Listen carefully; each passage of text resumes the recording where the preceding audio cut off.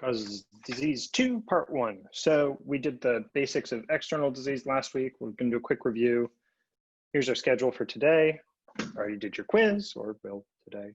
I guess we can go over that after the first break. Let's do a quick review. We'll begin introducing internal disease. We're going to spend a ton of time on emotions. That's going to be most of today. We'll go a little bit further into how internal disease works, how to think about it, why it's important that it's different from external disease. And then we'll touch on miscellaneous disease, which is things like getting hit by a car or a dog bite, where there's nothing you can really do to prepare for it in advance. So external disease review. We got those 6 evils there, right? Heat, cold, wind, damp, dry, summer heat. You're going to see different people say different things for, like, this is just one of these, okay, making it extra complicated things. So we're going to go deeper into this concept on like week 8, but I think it's just worth it to share a little bit now. Focus. Heat and fire are basically a spectrum from better to worse, right? So heat is kind of bad. Fires, it's like, this is bad, this is much worse. But they're kind of the same thing otherwise. There's not really a clear line between the two. It gets a little bit blurry. But that's if we're talking about pathological heat or fire. There's also physiological. So physiological heat might be like, oh, something that warms up the body that we want. That's a good thing. And physiological fire might be something like Ming-Men fire, which is also good.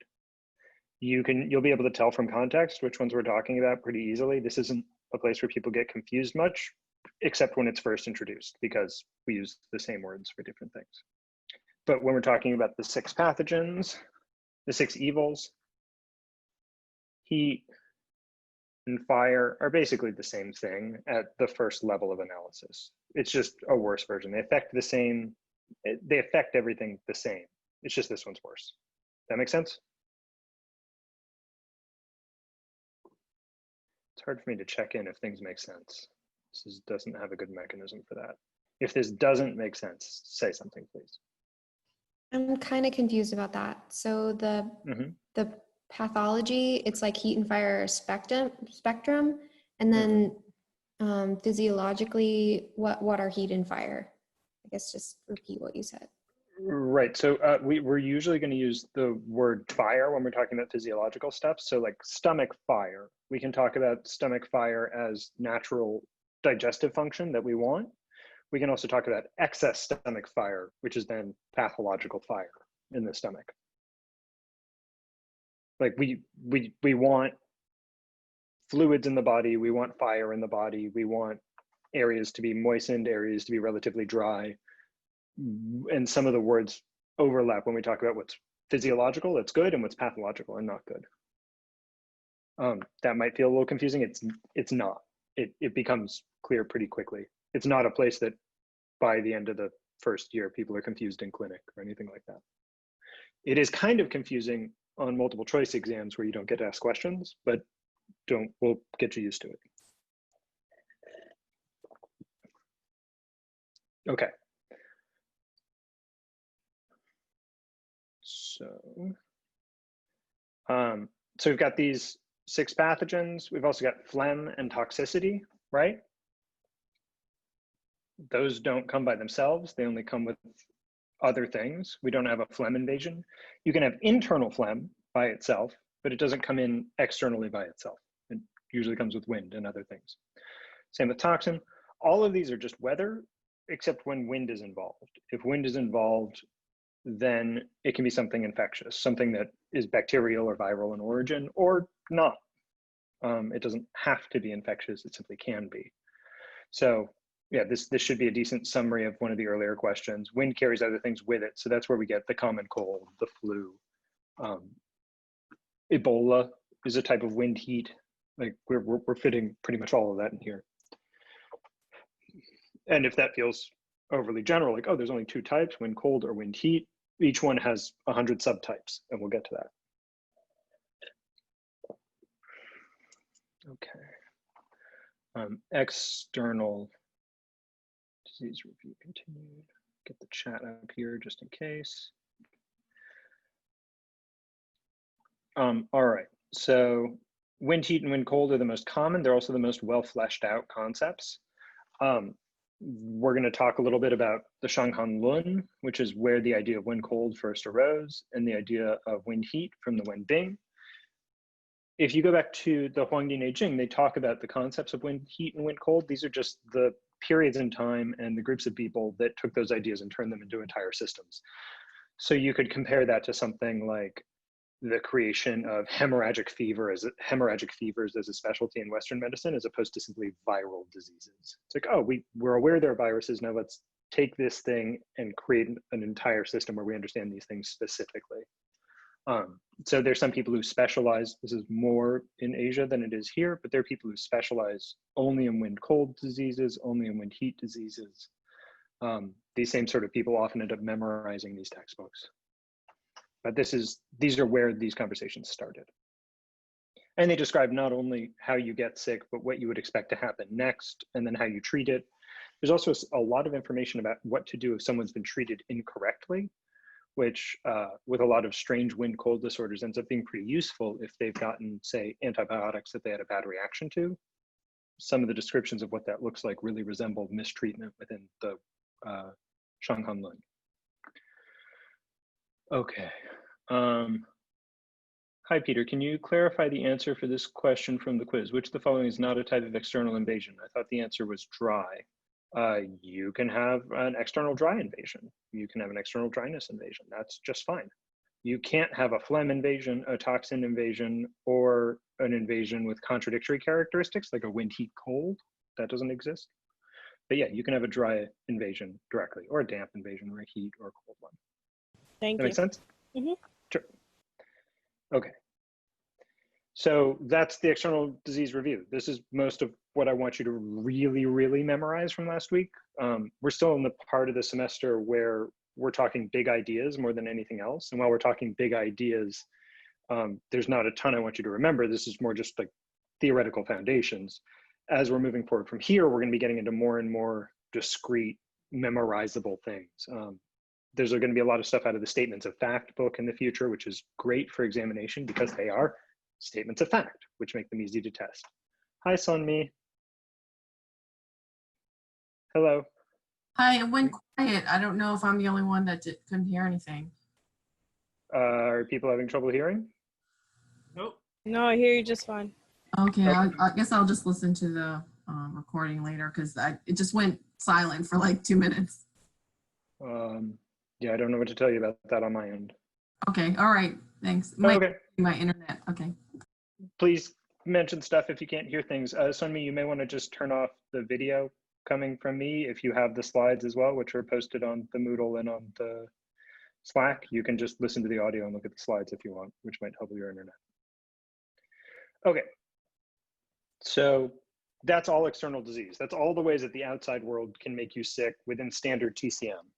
Outside of standard TCM, there are other options. We're going to talk about some of those later this semester, like possession and goo syndrome and those sorts of things, just to open up that there are other things out there. But within orthodox, middle of the road TCM, that's it. We've covered everything you can get from the outside. Internal disease is a whole nother category, and there's way more of it, and we care about it more than external disease in general. So the first thing is that when we say external, what we mean is externally generated, that it came from the outside. When we say internal disease, we mean internally generated. I'm going to just share one thing here. In a department meeting, it was mentioned that there is a question that students are getting wrong on exams, which means on comp exams reliably. So this is the class where we're supposed to talk about it. It's really simple, but kind of a linguistic trick that trips people up. So I guarantee you I will ask you this on the midterm and the final. External disease, I also think this is a little bit dumb, but that doesn't really matter. External disease means from the outside.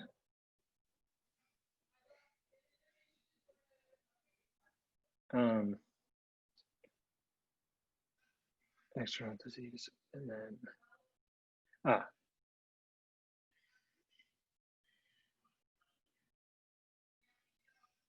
something like disease in the exterior, or an exterior disease means it's on the outside, but it doesn't tell you whether it's from the outside or from the inside. So for example, if I have an internal disorder that's causing me to have rashes on my skin, then we could say that the disease is in the exterior, despite it being internally generated. The inverse of this is also true. So internal disease means from the inside.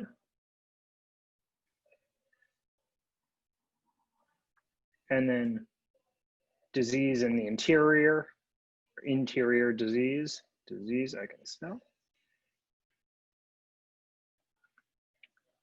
means it's in the interior. So we'll see, for example, that some types of wind-cold disease become interior disorders, but they're still external diseases. One is interior and exterior tell us where the disease is. External and internal tell us where the disease is from.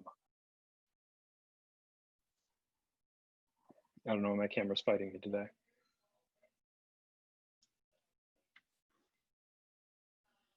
That makes sense? So rest assured that that will be an exam question, because I was told to make sure you know it. It's a little pedantic. Can you please leave that up for like 60 more seconds? Sure. Thank Let you. me do you one better.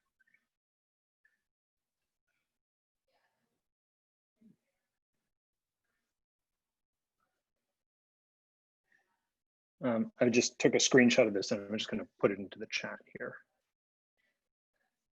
You guys don't mind. Thank you. Mm-hmm. So just out of curiosity, people I'm guessing trying to figure out how the question would be even framed that it would get tricky. External disease is from the outside. Disease in the oh, I see what happened there. Yeah. I think it's really just that if you haven't been told this idea and suddenly you see exterior disorder on an exam and no one's ever said this to you, then it's confusing. So, you know, if you catch a common cold and then a month later you're really weak, but you don't have any examples, you don't have any symptoms of an external disease anymore, that might be an external disease that's moved into the interior. Mm-hmm. And if you have, say, an autoimmune irritable bowel syndrome and you begin getting eczema, it's like, well, that's usually an internal disease that's now also on the exterior. Okay. So for example, if with that person with IBS, we might say, we need to vent this disease from the exterior, but how we do that, if it's internal versus an external disease, is going to be different. It's really pedantic. Well, it's kind of like what you were saying last week with the roots and the branches and the different causes of the root, you know, all that stuff. Okay. Got it. Yeah. Jasmine, I hope that was a good enough example. All right, let's keep going with the internal disease. Also plug my computer in before it goes off. That's not the right camera.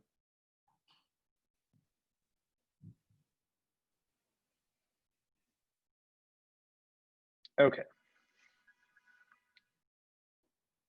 So internal disease is disease that's generated on the inside. It's generated without outside factors, which means that, you know, someone in a hermetically sealed container with no, completely sterile, they can still get the internal diseases here.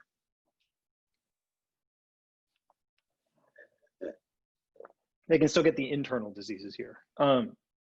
Which means that what we say here is that internal diseases are caused by lifestyle factors. That's the term that gets used.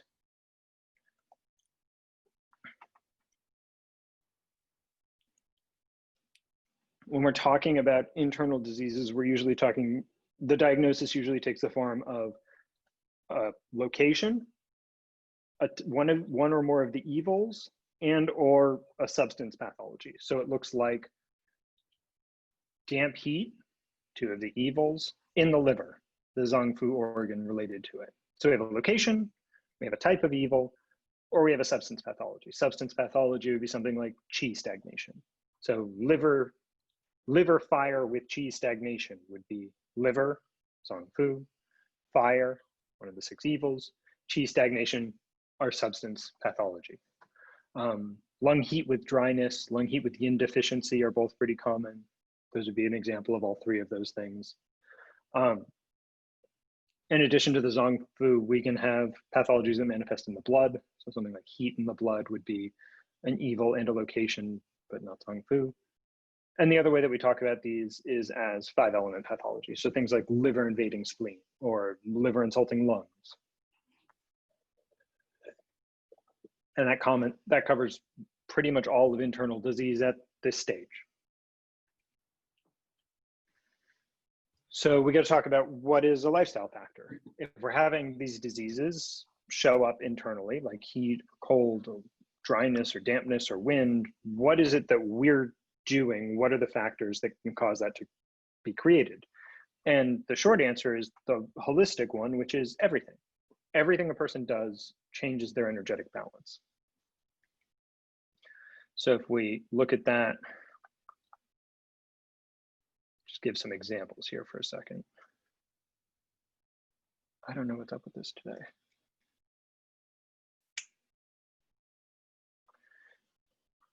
So let's say this is the person's energetic space starting off, and they start off the day by exercising, and that shifts their energy in one direction.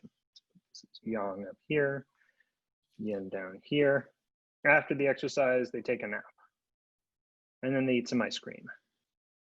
And then they feel depressed, and so they don't move around for a while. And then they get a bunch of work done and feel like they completed stuff. And then they go out and they spend some time with friends and have a drink.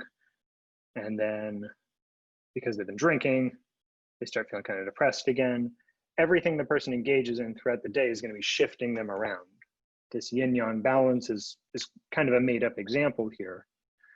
But the idea is that every action a person engages in shifts where their balance is. And what we're going to be doing is figuring out how to make sense of all of that information and understand how these imbalances happen in the first place. So we talked over the past 2 weeks, once or twice, about the idea that things not moving are bad in Chinese medicine. We always want dynamic change to be occurring, that when things stop moving, we get concerned. It's kind of like, it's a sign that things are going wrong. So we want the person's energy to always be shifting. We want what they do to always be altering their balance, but we need to know when that's good or bad. So if the actions a person engages in lead them to disharmony, lead them to be out of balance, then that's bad, that's pathological. That can happen fast, like witnessing a violent crime or getting hit by a car, suddenly things change. It can be, a big breakup with a partner can very quickly change a person's internal makeup. That's an internally generated disorder. Juicing, a carnivore diet, these sorts of things are slower, but over time will change a person's internal structure and balance. So anything that's exercise, diet, belief systems, habits, emotion, culture, all of that changes a person's energetic makeup and their balance. Any one of those things has the ability to create an internal disease, and all of them have the ability to prevent internal disease. It's a lot of stuff.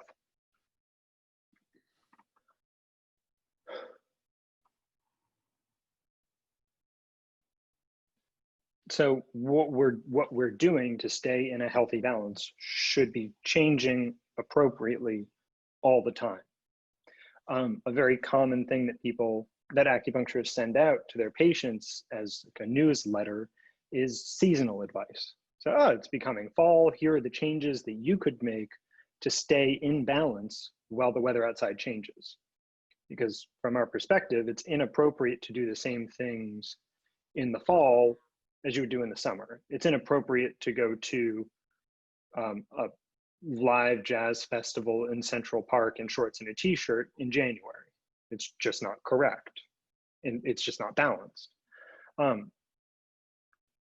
So we want to look at the person, look at the person's age, look at the season they're in, look at the person's constitution, look at what their current disharmonies and diseases are, look at what their patterns of behavior are, and figure out how all of that together has gotten them to where they are, and where we can recommend changes or directly change things through acupuncture, herbs, and diet to cause them to move back towards harmony and balance. That makes sense as a concept in the abstract? Yeah, it's super interesting. Good. Would Jing fall into this category, internal? Jing, that's not particularly related for now. Or like Jing, anything congenital? Yes, so that would be the constitution that's mentioned on this page. So the person's constitution. So that's at a very basic level, like a large person with a natural bodybuilder's physique should engage in different physical activity than someone who's naturally more of a runner. It's not appropriate for them to have the same type of exercise because their constitution asks for a different sort of behavior. The same can be true for people with different psychological makeups, different emotional makeups, different interests in the world. I'll give very different advice to someone whose goal in life, who really believes that what they're supposed to be here for is physical accomplishment, like a marathon runner, someone, an Olympiad, like anyone in an Olympian, anyone in that category, I'm going to give very different advice to than someone who believes that whose focus and purpose in life is, say, research and development of new technology. It's different. Their constitution is going to be different. What about juicing? We'll talk about that at some point. Juicing is generally quite cold. So there's some examples from a nutrition class I taught of how inappropriate juicing often severely damages a person's ability to digest in the future.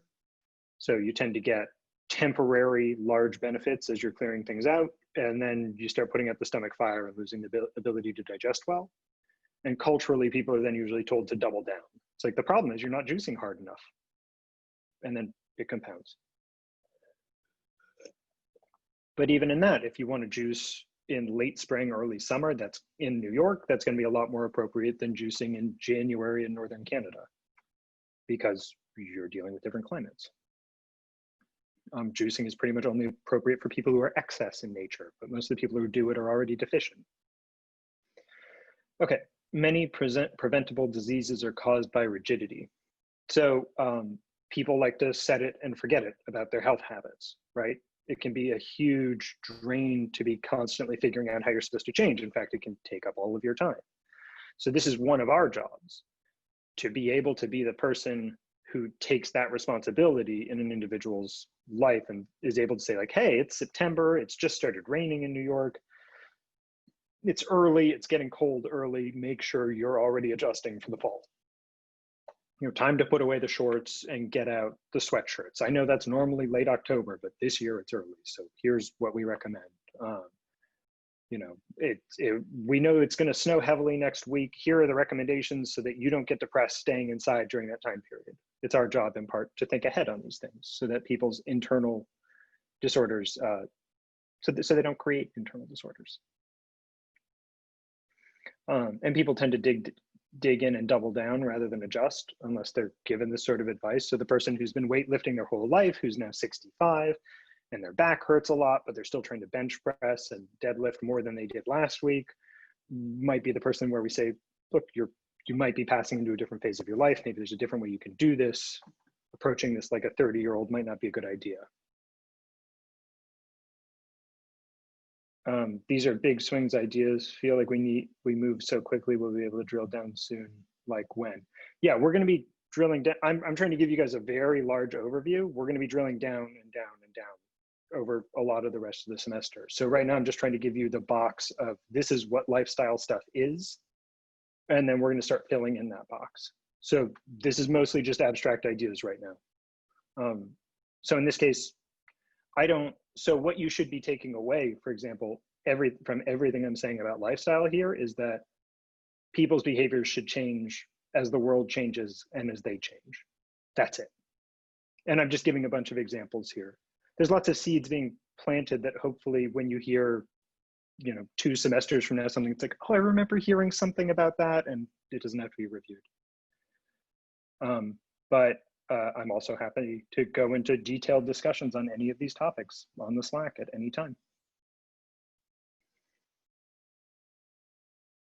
So this is just a little bit more on the idea that everything has energetic qualities, right? So hot food is going to add heat into particular organ systems. And again, I don't want you to know any of these specifics.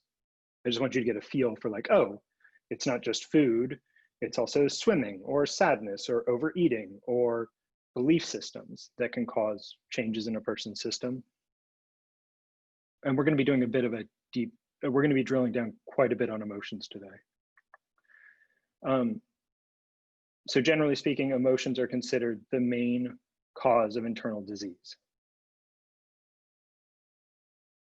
And emotions are really hard to talk about in general. The goal is to try to be analytical when discussing emotions, but that's hard to do without coming across as a little bit of a robot. So definitely don't talk like this when you're talking to your patients, and I wouldn't either. We also have a problem in the US in general that because of everything culturally that's happened over the past 60, 70 years, it can be hard to talk about emotions because people often are very attached to their emotions due to intergenerational repression and then opening up. So saying to someone like, that emotion's inappropriate is often not going to be met well because of the cultural understanding around it. So telling someone their anger at their parents is not a good thing is not going to be helpful. In this case, what I want to strip out for this conversation is any morality around emotions. Emotions aren't good or bad. We don't do those moral judgments in Chinese medicine. What we care about is, are these emotions causing problems or not? That makes sense as a distinction? Yeah, it's kind of like you're saying that you don't put the morality into the emotion. Right. So 2 different people could be having the same emotional experience, but because of all the other factors that determine what's good or bad for somebody, one person is doing just fine with those emotions and the other one has lost their appetite and can't produce postnatal qi anymore. Depending on the person's constitution, this is going to work differently. So it's not about good or bad. It's no more like, from a Chinese medical perspective, the idea that like someone with anger issues is a bad person would be similar to saying that someone with chronic foot pain is a bad person. Like those aren't, it's not, yeah, it doesn't work that way. The idea here is that emotion, one of the ideas here, so we're going to start slowly defining emotions. We're going to be bouncing back a little bit from Chinese medicine to Western medicine. So let's start with a few ideas here. Emotions are not a choice, but the expressions of emotions are, can be at least. So when an emotion arises in a person,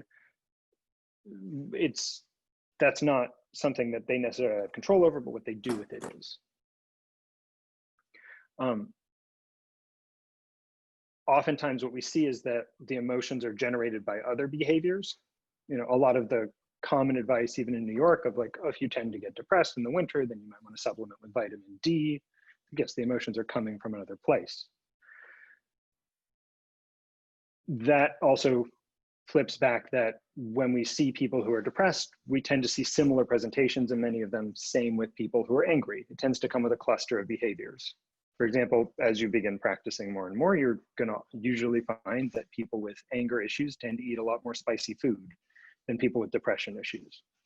It's a food that's going to fuel that sort of excess movement of qi in a way that the foods that are generally consumed by people who are deficient or sad don't.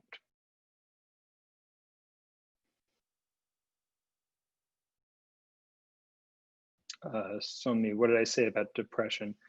Just that people who have different emotions that they tend to be stuck in tend to engage in similar behaviors.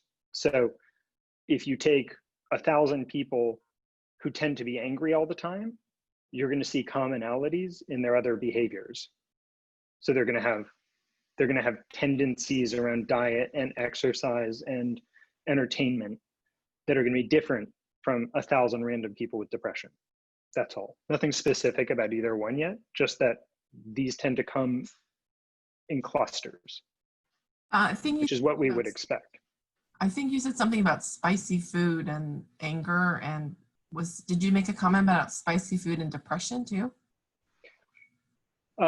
Yeah, maybe I should stop giving so many examples like that. So, yeah, so Kyria, yeah, there's a joke in the yoga world where type A people love coffee and Bikram super hot yoga. Yeah, you end up with certain constitutions and personality types get drawn to certain behaviors and activities. And in those behaviors and activities, you find people of that constitutional type. So if you want to meet a bunch of type A people, go to a bunch of Bikram classes and then the coffee shop next door afterwards. The examples around food and anger and depression are just hot foods versus cold foods. That's all. So Chinese medicine tries not to moralize about whether emotions are good or bad. What we care about is harmony and propriety. Is the person balanced and are they behaving correctly in relation to the world? So one of the things that can be hard to communicate about this is that joy also isn't good or bad. The idea of joy being a goal for a person in their life is seen as very pathological within Chinese medicine. While joy can be enjoyable, that's not really a goal within Chinese medicine either. We don't really care whether or not a person's like deeply enjoying their current state. What we care about is whether or not they're in alignment with their purpose and their reason for being. On the same side, sadness isn't bad and isn't something to be avoided. So just like the goal isn't to be happy, the goal isn't to avoid being sad either. Anyone here with a background in Buddhism or meditation should be hearing some common themes here from those practices. Our culture tells us a lot about what flavors and emotions are good. So if you go over to like the Balkans, you're going to see a lot more sour food being consumed normally as a snack food. It tends to be true in my experience and in literature that the relationship that Russians have to sadness and like a bleaker worldview can almost be romantic. That whereas within American culture, we tend to be more towards joy and happiness being the goal of things. So, one second, I'm getting a couple private messages and some other things here a little off topic. If someone dislikes spicy food and cannot stand hot yoga, then is anger type A qualities repressed, or would they be on another side of the spectrum? Jonathan, I'll get to your question in 1 second. So I don't want you to don't get hung up on the exact examples of how these things interact. I just want you to get the idea that they do interact. You're going to be learning the how of this over the next 2 years. That's most of what you're going to be doing. But the first thing you have to understand is that they do. So I'd rather almost turn this into a little bit of a logic question. So it's like people with X trait tend to engage in Y behavior. If we change Y behavior, we can begin changing X trait as well. So someone comes in with anger issues, the anger might not be the easiest way to work with it. It might be better to work with the diet, and then the anger begins resolving itself. But that can go for anything. Kyria, so true, sadness not to be avoided. 2 small kids are using all their emotions all the time. There's a lot of navigating this point with them. Yeah, so children tend to be really good about expressing emotions. They tend to not be so good about propriety of how and when it's appropriate to do that for the harmony of all. And then also just to piggyback that, also sometimes they'll express their emotions and Clay will say, you know, I'm mad, so I don't want to do this anymore. And I'm like, you can be mad, but that doesn't mean you can't be in action at the same time. Or, you know, like he's kind of thinking that being mad and sad means that you have to like stop or you have to be stubborn. And so I guess it's just like changing the flow of them, I guess, like they don't have to paralyze necessarily. We're going to get into into some definitions of emotions in just a minute. And Jonathan, I haven't forgotten you, but yeah, the idea here is that the children can't control their experiencing of the emotions, but as they mature, one of the things that they should learn how to do is how to control the expression of them so that they express it in a way that's most beneficial to them and to others, but it doesn't change the fact that they're having Good. Jonathan, what's your question? So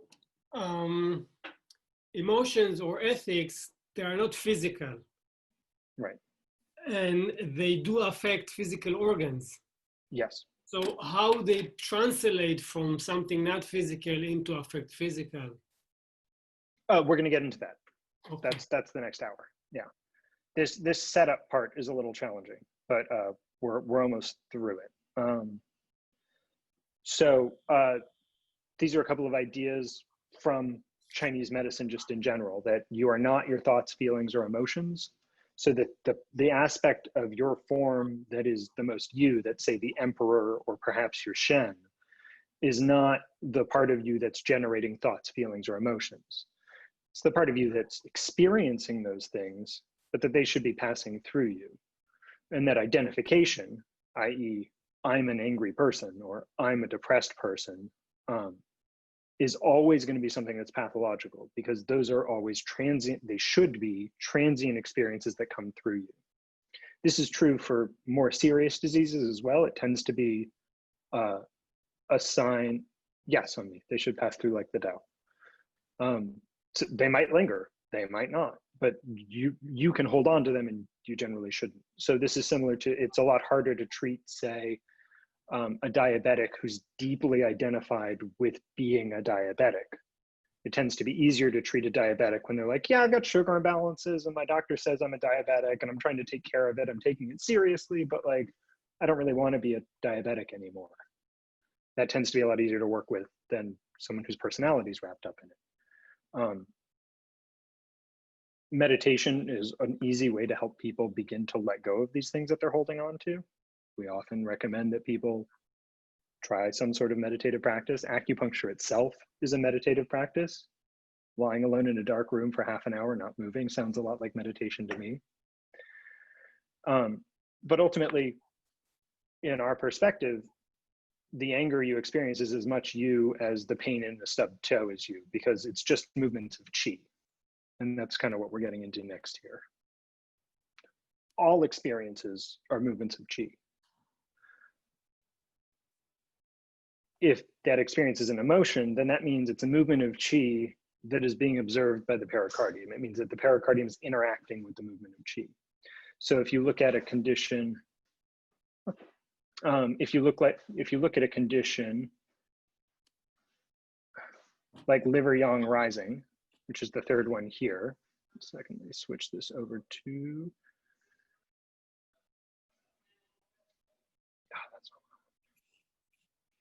If we switch this over to the camera, so liver yang rising. Don't worry too much about the diagnosis, but two of the common symptoms of this are headache and anger.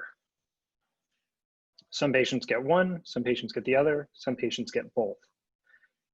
Both of these are inappropriate movements of qi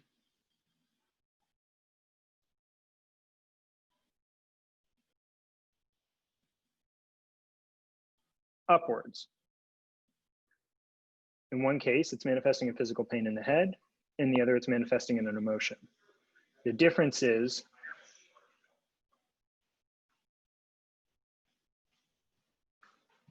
observed by the pericardium. Pericardium is evolved or not, but it's the same thing otherwise. So if the person has anger, all of a sudden you're going to see pericardium points showing up. And if you have headache, you're going to see more points that are just involved in the descending of qi, but not interacting with the pericardium. That would be an example of this. That make sense? The emotion or just the physical pain, nearly the same thing.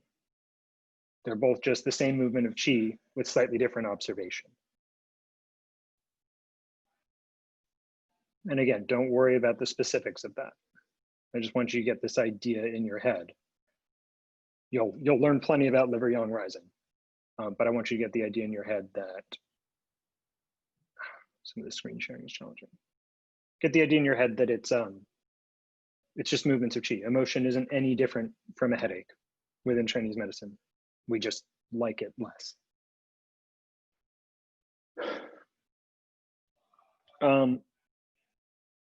This slide has a description of the emotions in relation to the elements that they're with.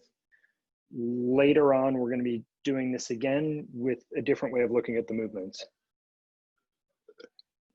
But anger moving outwards, that's its relationship to wood. Joy moving upwards, that's the relationship to fire. Sadness or grief moving inwards, that's metal. And fear and shock moving down, that's water. And rumination being earth goes around and around. And we're going to take a break in just a second, but we're going to be spending quite a bit of time going through each of these emotions over the next hour. I just want to do one thing from Maciocia and then we'll take a break. So this is copied directly out of Maciocia, page 243. So it's in, I believe that's in the document that I sent all of you. The word emotion itself is not a good term to indicate the Chinese view of the emotional causes of disease. It is interesting to note that the word used to indicate a suffering of the mind originally was passion rather than emotion. The word passion derives from the Latin verb patare, which means to suffer. The word emotion replaced passion only in the time between Descartes and Rousseau, that is between 1650 and 1750. The word passion would convey the idea of mental suffering better than emotion, also because it implies the idea of something that is suffered, something that we are subject to. Indeed, feelings such as sadness, fear, and anger become causes of disease when they take over our mind, when we no longer possess them, but they possess us.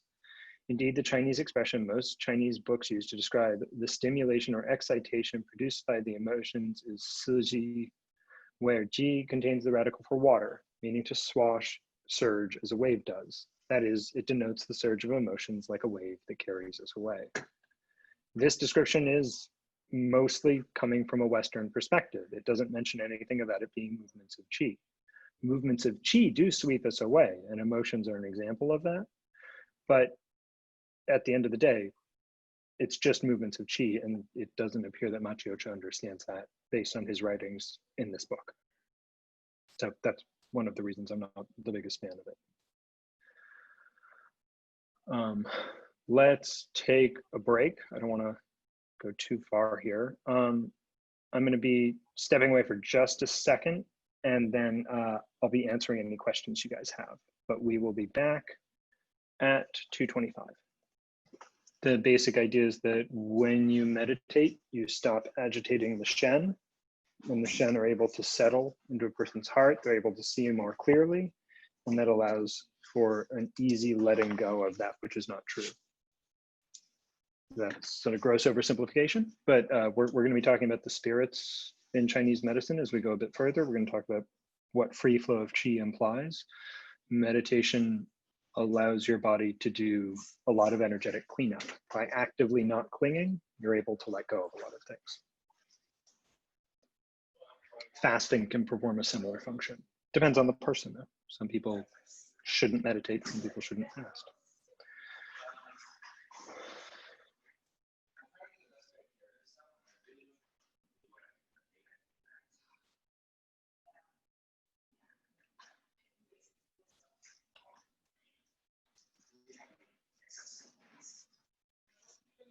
If anyone else has any questions, feel free to ask. I have a question. Please. So the direction of the emotion has got to do have some indication with the organ? Yes. And okay, so that's okay. But how does emotion affect the organ?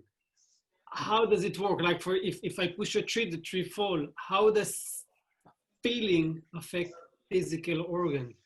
Sure. So I'll have a dialogue with you about this for a second, Jonathan. Nope, that's not what I want to share. So, sorry, 1 second, I'm trying to bring up my whiteboard here, and it's fighting me.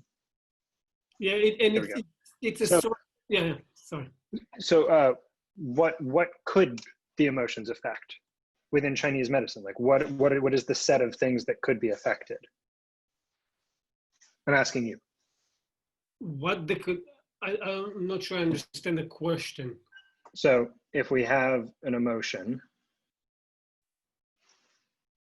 what are the possibilities for what it could do? Well, oh,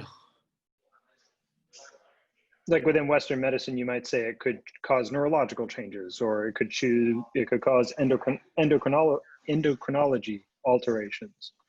In Chinese medicine, it could cause qi stagnation. It could cause heat to arise.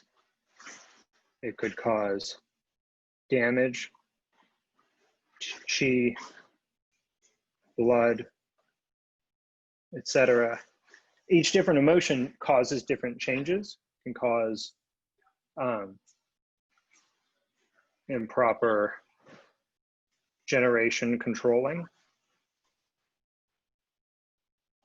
So the issue here is that, like, it's not that, say, anger leads to stomach ulcer. It's that anger leads to qi stagnation, leads to liver overacting on stomach, leads to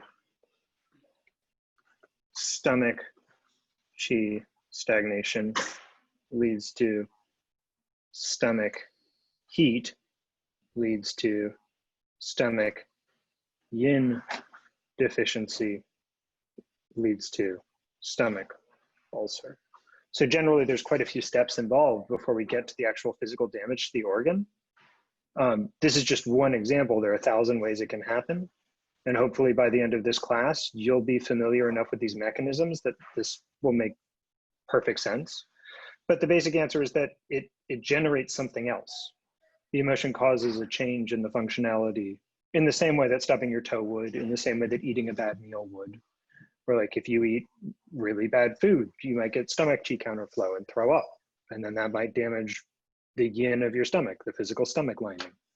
I see. And Anxiety could do the same thing. And how does the Chinese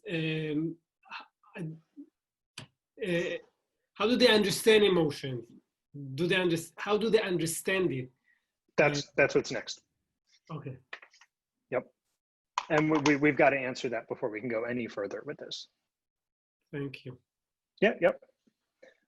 So the kind of the first statement there was Western medicine doesn't have a good definition of emotions. It makes it really hard for it to be talked about within Western medicine. So if we can't, oh, that's part two. If we can't define emotions, then how do we know we're talking about the same thing? Right? That's a pretty central concept within Chinese medicine. That's Confucian. Like the first thing that must be done is the rectification of terms. We have to all know that we're speaking the same language. And when it comes to, did I just open the wrong one twice? When it comes to emotions, we're bad at it within Western medicine. Sorry, 1 second. I'm having minor technical difficulty. Let's just put that away. Let's spend, I got a bunch of questions about the quiz, so let's just spend 1 second going over that. Okay, how many evils are there? 6. 6, good. Everyone feel free to unmute and sing along. What type of qi battles external pathogens at the skin? Wei qi. Way. Good. What organ governs both Wei qi and the skin? Lung. Good. Which of the following is not a type of external invasion? Would be phlegm. Good. Which of the following is not a type of external invasion? Wind, heat, damp. That's going to be wind, cold, fire. Wind, cold, fire. Yep. You can't have contradictory things. You can have wind, heat, and damp all at the same time. Yep. Which of the following external invasions may be infectious in nature? Wind, cold. Wind, Wind, cold. Wind, cold. Good. And match the organs with their associated official. Spleen is granaries. Lung Prime Minister, Heart Emperor, Kidney Minister of Health, Liver General. Yep, there we go. That makes sense to everybody? That's all in the last handful of slides from last week. Was it the timer for the eggs or the oven? I'm guessing that's not to me. Oh, okay. Okay. All right. Let's see here. Why not wind phlegm? Question 5 didn't. So let's look at question 5, which the following is not a type of external invasion. Wind phlegm is a type of invasion. You can have wind phlegm. That's the most common diagnosis we have for Bell's palsy, for example. Wind phlegm directly invading a channel in the face. So wind phlegm is a thing because as soon as you combine phlegm with something else, it can be. Yep, external invasion of wind phlegm. It's in a slightly different category in that the idea is that it invades a channel directly, but we have a lot of sudden neurological conditions fit under that category. Anything where a person, like sometimes something like sudden meningitis could be something like wind heat phlegm. But definitely Bell's palsy is a wind phlegm strike.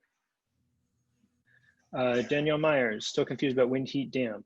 Yeah, so I mean, usually you're going to see that written as, yeah, I mean, it's wind heat with a damp characteristic. Okay, yep, that's fair. So wind heat is going to be, means that you're looking at the Wenbing for information, and then the dampness component means that in addition to the heat, there's dampness. If we're talking about an internal pathogen, we're generally going to say damp heat is present. Wind, damp, heat, wind, heat, damp, same, different naming conventions, different people use different ones. You're generally not going to say heat, damp when you're talking about internal pathogens, but for external, it's fine. Either way. I was just confused about the different elements too, because the heat would be fire, and then I was thinking the damp would be earth, and there's no wind, cold, fire, because the two different, is it the two different elements or is it something else? It's that if you can't have contradictory, yeah, I think it seems strange because I'd say wind, damp, heat. Okay, yeah, sure. So what this question is trying to get at is that you can't have contradictory traits in the same disease. If this is something that I'm happy to just give people credit for that question if that was confusing, but what I really care about is that you get the underlying idea that you can't have contradictory traits. That make sense? Cool. Okay. Yes, that makes sense. Great. Yeah, you can have a wind heat and a wind cold at the same time, but you can't have a wind heat cold or a wind damp dry. You also can't have lung damp dryness. You can have dampness and dryness in the lung, but it's not one thing. And that makes a difference when it's time to do treatment, whether or not it's two things in the same place or one thing with two natures. Can you have like dampness in one area of your body and then dryness in another area of your body? 100%. Okay. 100%. Yeah. You can have heat and cold in different areas of your body. You can even kind of have them in the same area a little bit. It can happen in the intestines. But in that case, we would say the person has cold and heat in the intestines as a mixed pathogen, but they wouldn't have cold heat. This is just, we're at the medical terminology stage here right now of Chinese medicine. So I just want to make sure that you guys understand the naming conventions so that as we start going into these things deeper, you've got like the box in which all options exist. And it's not like, oh, is this a possibility? Is this a possibility? Just trying to narrow that down. Okay, I hear you guys that question 5 is confusing. I will. I have a follow-up question. Sure. So the wind heat damp, so it's correct, that term. You can put all three of them together, right? 100%. Wind heat damp. Yeah. Yes. So would malaria be falling into that category? There's argument about that. Malaria often gets treated as a Shaoyang stage wind cold disorder. So it gets more complicated. Wind cold. It's often treated as a type of wind cold disorder. Wind cold doesn't mean the symptoms look cold. We're going to spend a whole week on that, like week 12. Okay. Yeah. Malaria gets looked at a few different ways, and one of the ways it's the oldest and most common way that it's taught is as a type of wind cold. So at some point, you will introduce common diseases into the different categories of Chinese medical terms, right? I'm not going to do a ton of that, but you're going to have a whole year of that after this class. Yeah. Okay. Yeah, I'm still just trying to give you like the framework in which you can put that information so it fits. But yeah, you're gonna have a ton of that. Okay. I'm not sure if there's an answer to this question, but you said earlier that COVID is likely a wind cold, and then you just said malaria is also wind cold. So like pharmaceuticals work similarly too. Like it's just kind of random, but like hydroxychloroquine, Trump has been touting it as being able to possibly, be helpful with COVID-19, but it's also a malaria drug. Yeah. So are there those kind of relationships as well, like pharmaceutically? There are Chinese medicine practitioners who've tried to make libraries and come up with ways of talking about Western medical interventions using our language. Their success rate is very mixed. There's some agreed upon things, like antibiotics are almost all very cold and bitter in nature, which as you're taking herbology classes, those terms that's how we talk about substances we're adding to the body. But outside of that, people argue and people get different results in different places. Chinese medicine isn't really built to deal with that as a question. So for example, 2 different patients with COVID manifesting differently, we might treat differently. So it's a little bit hard to answer, and I'm not seeing it clinically, so I don't have a ton to add to that conversation that I think would be helpful, especially at this level. Okay. Is this a contradiction? Wind, dry, damp? Yes, it is. That is not a diagnosis, and that is a good example of not a diagnosis. Okay. Any other things before we dive into the emotions a bit further? So can you just repeat it? So wind, damp, heat equals wind, heat, damp. But you kind of want the wind first. If wind is a component in an external invasion, it's the first thing we say. So it's wind cold, dry invasion, wind cold, damp, wind heat cold, wind heat damp, wind heat dry, wind phlegm. We tend not to say like damp wind invasion. That's not how we talk about it. But I mean, it's not like the concept is wrong. It's just like we say hepatitis instead of itis, hepa. It's just the naming convention that we have. Like itis is a suffix. So wind, when we're talking about external invasions, is the first thing we mention. Is there a reason for that? Not that I'm really aware of, but it's consistent. Okay. That makes sense, Lindsay?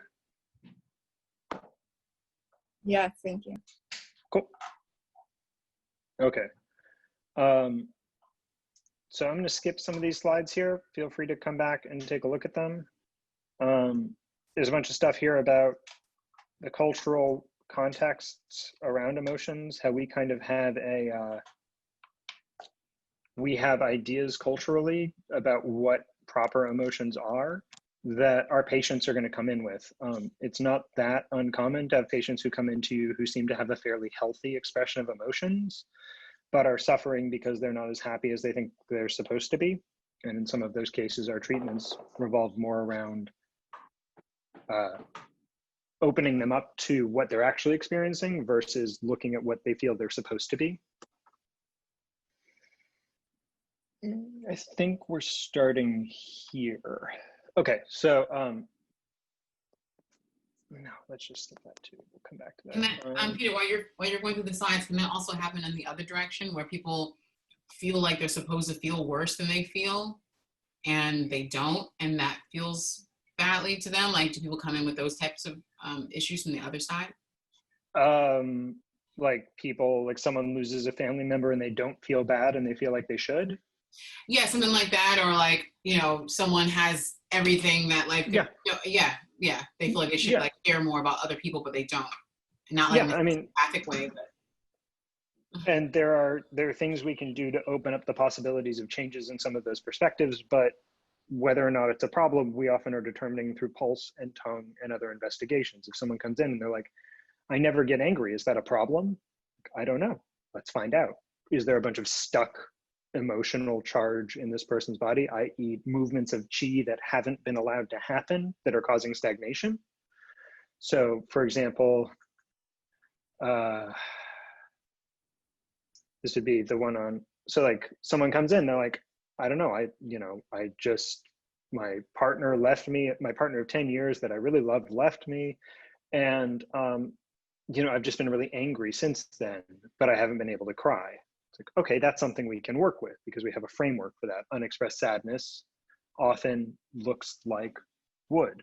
It looks like liver over controlling wood. You see this a lot with, I've seen this a bit with veterans that I've worked with, where their natural emotional response is anger until they're able to have a number of like very cathartic cries, like expressions and letting go of sadness and pain and loss. And then the anger becomes less of an issue. Don't worry too much about these specifics. You'll have a full class on this. So a lot of the problems here come from holding on to emotions, right? So your patient comes in and not only did they yell at their partner the day before, business partner, lover, whatever, but now they also feel guilt and shame about having gotten angry, but they're still angry. And we're compounding this and it's getting more complicated. And all of this is the reaction to the initial event that then holds the event in place and creates these patterns within the person's system. We're really good at just stopping that in its tracks and helping them to let go of those things. Acupuncture is good at it and easy.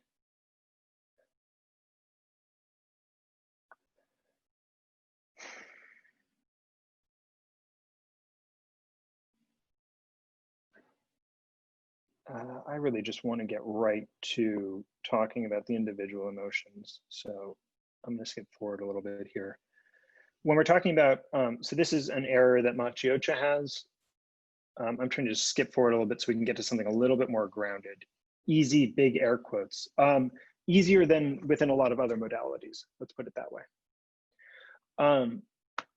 So, okay, this is another quote from Maciocia and another example of how I'm not quite sure he gets emotions within Chinese medicine. A very important feature of Chinese medicine is the state of the internal organs affects our emotional state. For example, if liver yin is deficient, perhaps from dietary factors, this causes liver yang to rise. This may cause a person to be irritable all the time. And the issue here is that cause is the wrong word. It's not cause and effect, it's the same thing. As mentioned earlier, if you have something like liver yin deficiency, it's going to cause the qi to move. That qi movement, if it's experienced by the pericardium, will manifest emotionally. So it's not that liver yang rises and that causes irritability, it's that liver yang rising is irritability. For your board exams, these are all phrases that you should know. Real easy phrases for me to test you, maybe some sort of a matching sort of a question with all of these on it. And I want to specifically highlight the last one here. All emotions affect the heart. We also have a phrase in Chinese medicine that all disease comes from the heart. We'll get to that a little bit later, but I just want to point out this is one of the mechanisms through which the emperor and the heart itself can be affected by a person's day-to-day behaviors. So this is board exams, and this is reality. So qi rising is anger, qi slowing down is joy, qi dissolving is sadness. So we could say something like, when a person's qi begins dissolving, if their pericardium or heart experiences that dissolving, then they are sad. Then it is sadness. And if you talk to people who've had big losses, sometimes they'll almost describe these things in this sort of a way. So like, I just got so angry, the blood rushed to my head and I saw red. It's like, yes, the chi rose and the person was affected. You talk to people who've experienced extreme sadness, they talk about feeling like they're just sinking and dissolving into the floor. That's not a very uncommon thing to hear reported. A lot of our descriptions of of joy look like a person sitting in a hammock doing nothing. There's this kind of like relaxing that we associate with it.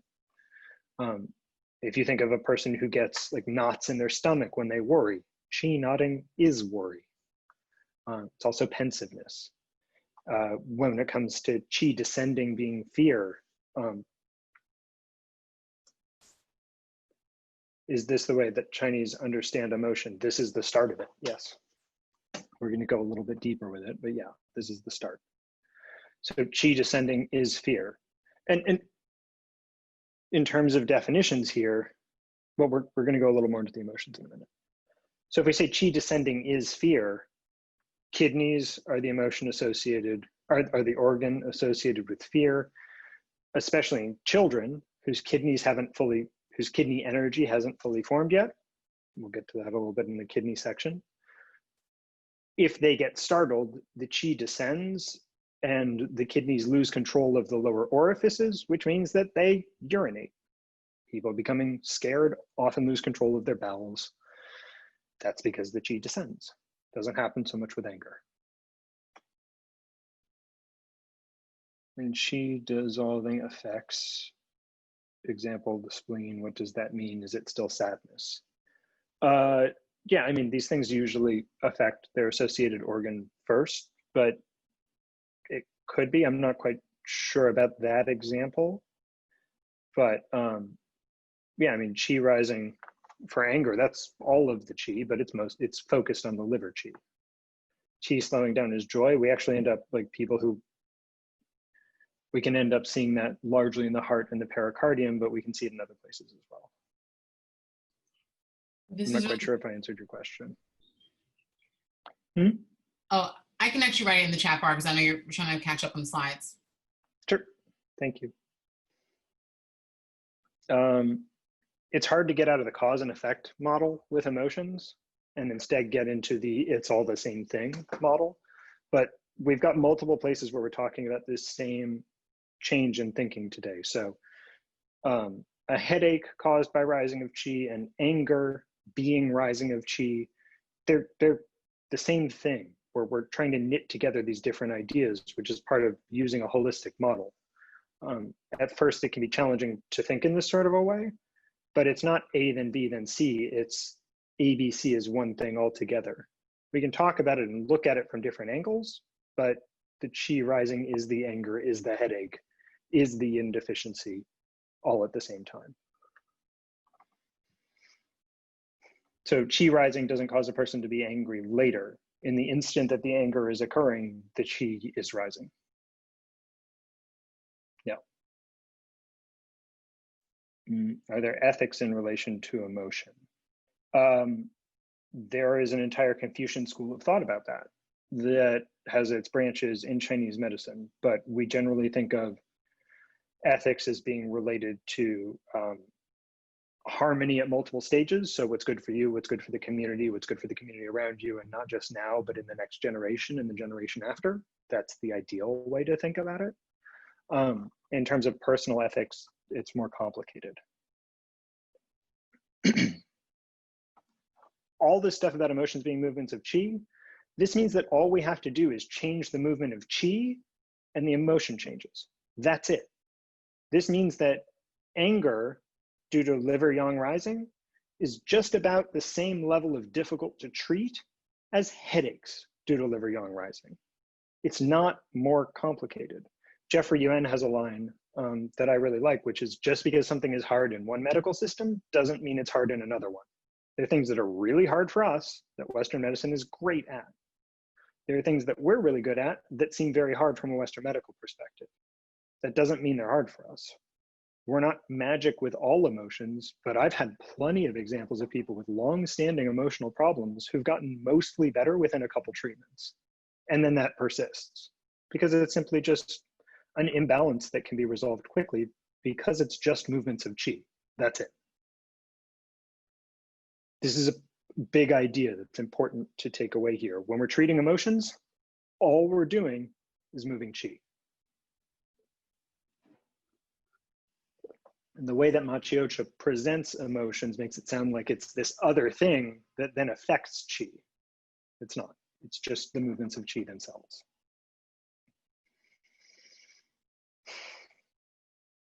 And when we say that emotions cause disease, we mean cancer, stroke, heart attacks, anything you can think of, eating disorders, agoraphobia, Munchausen by proxy, almost anything you can think of, we would see as being potentially caused by emotions. And they're also the main thing that cause people's quality of life to drop. This is one of the places where we talk about Western medicine being very focused on keeping people alive. So being more on the quantity side than the quality side for a lot of things. And Chinese medicine cares generally more about quality than quantity. So when we're talking about someone who's kept alive, but miserable, we often have a lot we can bring in to resolve the misery. Maybe not to extend the life, but that might have been taken care of already. We can often come in and help with the fact that they don't like their life.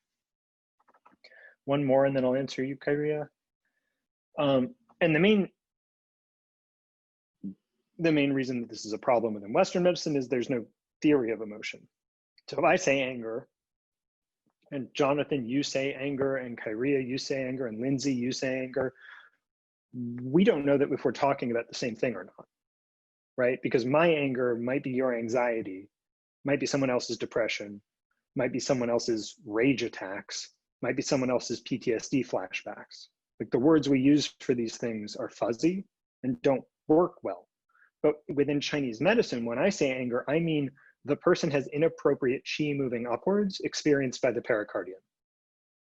However it manifests doesn't matter because we're not treating that, we're treating the inappropriate movement of qi affecting the pericardium. That make sense? I saw a video on Netflix called Heal, and Yeah. there were a couple of instances where people had cancer, and it was once they let go of the emotion, like strong emotions, they started to heal. I generally think that within Chinese medicine, we have mechanisms to explain how that can happen. And the idea would be that in some cases, perhaps many, perhaps not that many, but definitely in some, there's not going to be any healing until stagnation from the past is removed. So we'll often talk about this as removing turbidity from the person's system. That can be emotional, that can be physical, that can be diet that caused the emotional stuff, and you've cleaned out the dietary system, but the emotional stuff got stuck in there from that time period. So we often have to clear things out to make room for the sort of clear qi that we want in the person's system. And then that can allow them to successfully heal themselves. Mm-hmm. Okay. And lost my chat box.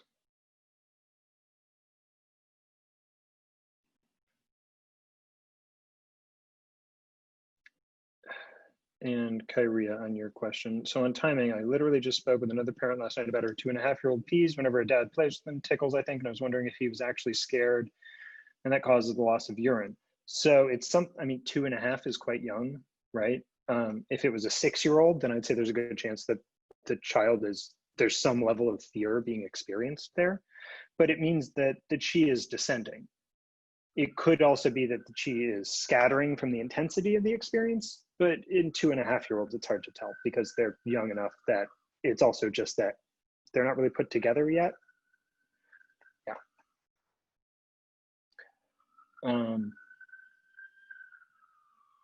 So emotions have fuzzy definitions, movements of qi don't. We're going to go through each of the emotions here and then take our next break. So none of this is going to be tested on. This is all just my stuff to help you understand these individual emotions and how they're going to express in your patient. So if instead of trying to define anger, what I've done for each of these is say, what would cause the would phase to move in a way that causes anger to arise? And try to relate that to a statement that can be thought of. In cases of pediatric cancer, could prenatal essence be a factor, or does it not necessarily pass down that way? Way outside of the scope of this class, but it could be. Depends on the case and the reason. Yeah. Sure, no problem. I appreciate the questions. Keep them coming, but that's down the line. So anger. The basic picture of anger is the emotion that people experience when they believe their destiny will be aided by an action, event, or activity, but they're being blocked by an obstacle that they think they can remove. So there has to be an obstacle for this anger to arise. It could be the DMV. Like, it doesn't have to be a physical barrier. This is the same movement of chi, probably without the anger. I don't think trees are experiencing emotions. It's the same movement of chi that a tree branch uses to break through concrete. It's just, there's something in the way of me doing what I need to do, and it is going to move. This whole thing doesn't have to be rational. It doesn't have to be true. It just has to be perceived that way, i.e. experienced by the heart, the pericardium. And like the easiest example for any New Yorkers is, I think one of the purest forms of anger that people experience here is when walking up subway steps a little bit late for something and the person in front of you is too slow. It's very clear, I'm going to a place that's important to go to and there's an obstacle in my way.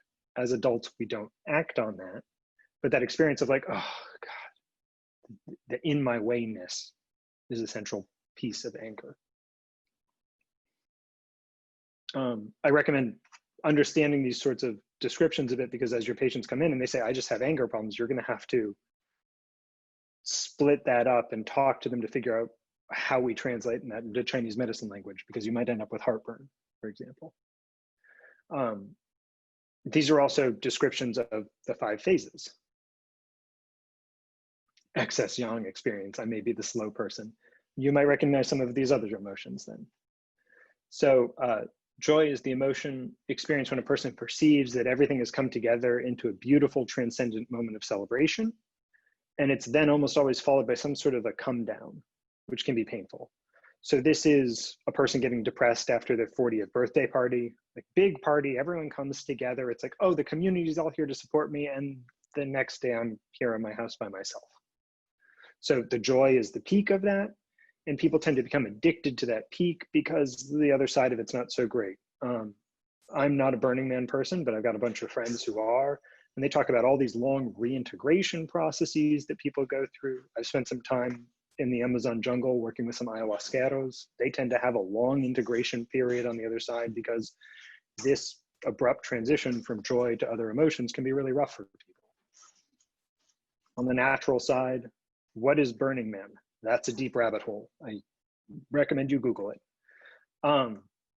So a natural version of this is graduation, birth of a child, wedding. Most of you are going to be somewhat depressed in the week after you graduate from acupuncture school. The big culmination, and then the energy's gone. That's normal. The artificial version of this is all of the uppers. Creates the perception of coming together, and then you've got that come down on the other side. If we're talking about this just as movements of qi, then keep in mind, if we're looking at the 5 phases as sine wave, joy is up here at the top. The come down starts in the second half of it. So it's this peak, this transcendent experience. Everything's wonderful, and then it's just all downhill from there. So this is your birthday party, and then it's the next day getting back in the trenches and doing whatever has to be done. Joy in itself isn't a problem. The problem arises when you go, I'm not going to go down. I'm either going to go up or I'm going to stay here. This is about 20% of all addiction. I refuse to come down. So joy isn't the problem. It's attachment to joy. That's the problem. Same with anger.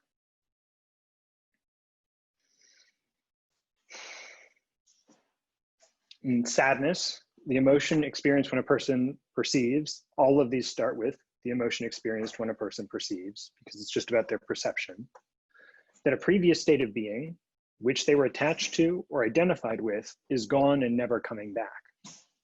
So So that means that, no, it's this camera there. That means, okay, we've got the wood aspect. Here's our anger. We break through whatever the barrier is. We have our period of joy. And then that joy goes away, never to return in the same way. It may return, but it won't be the same as it was last time. So we have our sadness because we've lost the joy. From there, we sink down into the fear.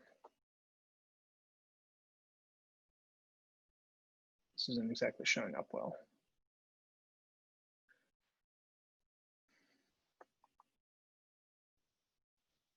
So the sadness period often feels like an emptiness. It tends to feel unchanging. A lot of people who are depressed talk about depression almost feeling like a baseline. Like you rise above it for a while, you might be happy, and then you come back and it's like, oh, this is how it always really is. That's one of the qualities of the sadness here. There's a loss of things that feels the same every time. It's like being becalmed at sea. It's this just, well, here I am and this is it. An aspect of sadness, if it lingers, involves a lack of reality of accepting the situation that whatever joy there was has passed. Actually judging that with patients is not something I really recommend you do. It's not really our job to tell whether or not someone's appropriately or inappropriately sad, especially after big life events, but we can say whether or not the sadness is damaging them. And then we can work with that and treat it. Nicole, would you say this is someone who is addicted to nostalgia and talking about the past all the time is better than the future? That could easily be an example of this. Someone who's like, the glory days back then. It's like, what are you talking about? Why are you, but those don't exist. They may have existed, but they don't. And so now, what are you bringing to the table? How are you creating a place where other people can look back on this as a fun time? There's nothing wrong with nostalgia unless the nostalgia also involves a certain level of escapism, which might be part of what you're talking about here. If the person's avoiding the present because the sensation of the present is unpleasant and they're living in the past, that's often sadness. We would call that sadness. They might not, but if what they describe is, I don't like the time I currently live in, I wish we lived in time from another era that has gone by, we call that sadness, whether or not they do. We don't have to convince them that that's the word to use, but it's like, oh, that's sadness. I know how to treat this because that's just a movement of chi. Thanks, that makes sense. Cool. Got a couple more to go through and we'll take a break here. So fear comes next. So after this sadness period, there's this sinking under into like, okay, the joy is gone. This joyful period is gone. I accept that. We've had this peak. We've come down, I've let go of that, I've shed the past, but now where am I? And this is often, a lot of people stay in sadness because the next step is fear. And let's define fear a little bit here. But it's a sensation of the unknown. It's like, I don't know what I'm supposed to do next. I don't know what my purpose is. This often happens about a month after graduation. There's a period of like, wow, like I just reached the peak of this massive journey. I graduated. And now, what do I do next? I don't know. I guess I'm not a student anymore, but I'm not really an acupuncturist yet. Like maybe I don't even have my license yet. So now I'm in this weird place where like, I don't really know what I am. I don't really know what I'm supposed to do. Where do I go? How do I orient myself? In what direction do I put my effort? So this isn't fear of like, it's fear of the unknown in its deepest level. So this is the fear of like being in an ocean and you can't see and you feel something swim past your leg. This is the fear of waking up in the morning and coughing and seeing blood come up and not knowing why that happened. It's a fear that's so disconnected from anything else that you're not even sure what it is that you're afraid of, just that there are things to fear.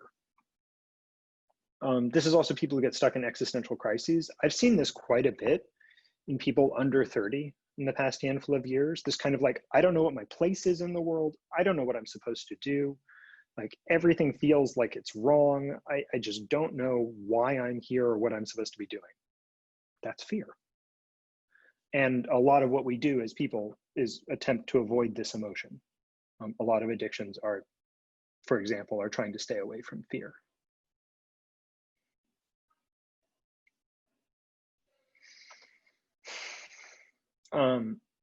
So I would say that these four, anger, joy, sadness, and fear, comprise the vast majority of emotions that people describe. These are the four main movements of qi: up, down, in, and out.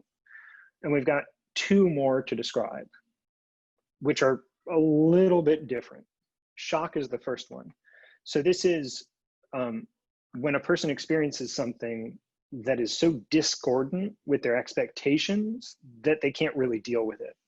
So this is, the easiest example of this is like you're taking a nap in a park on a warm summer day and you're very relaxed and a car backfires and you jump and you have trouble catching your breath for a little while and you're completely shook from it. Even though you know you weren't in danger, you didn't mistake it for a gunshot, you were just so unprepared for it that it threw you for a loop. This is also the person who comes home early and finds their partner in bed with another person.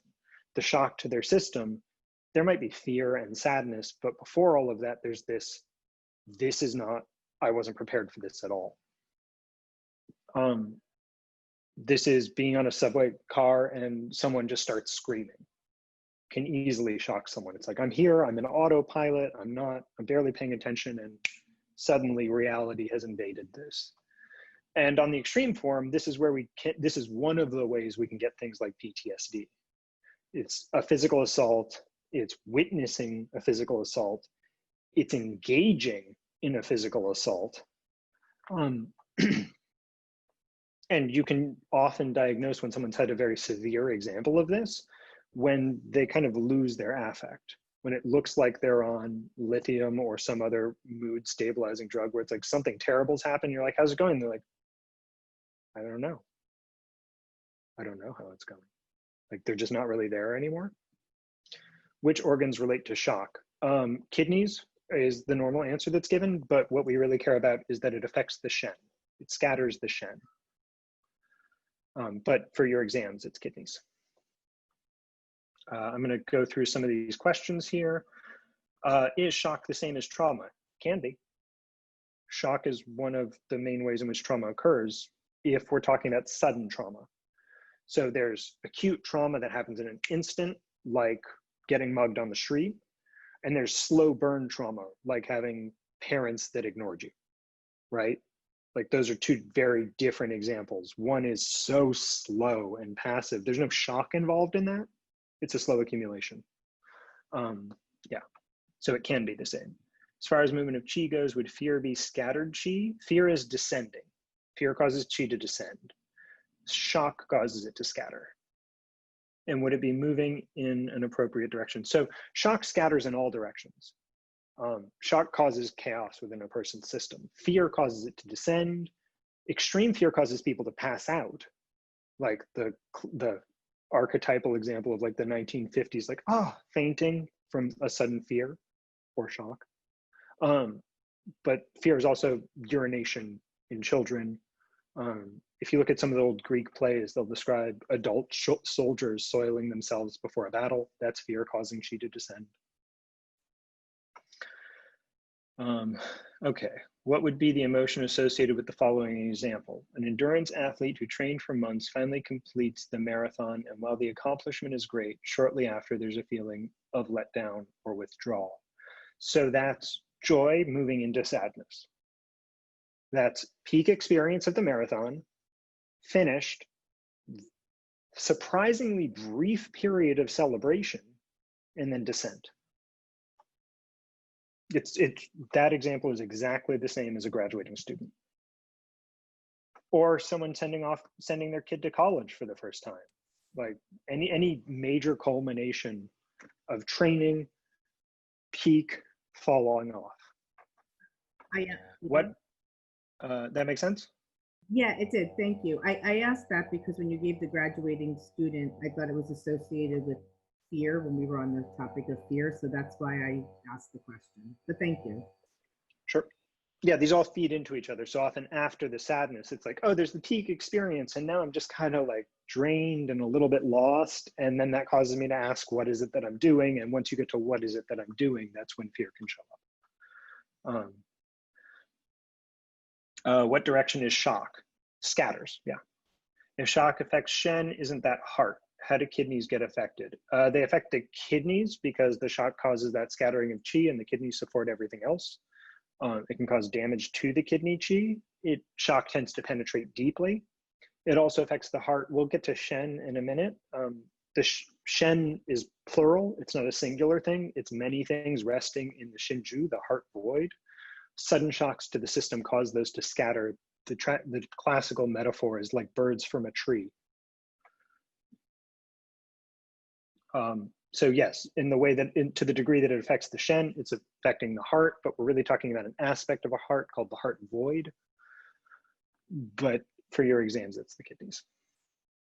So what's slow then, if not shock? Okay, so what's slow then, if not shock? Slow is joy. I like it. Slowing the qi or slow movement of qi is what's normally said for joy. I like the idea of slackening the qi, that joy is like the qi without tone to it anymore. You can almost feel that on the pulse of people who've abused uppers. Often the pulse is, it's got this slackened, lazy quality to it. And so we actually firm up the person's qi and tonify it to get them moving forward. Anxiety is a form of fear or worry.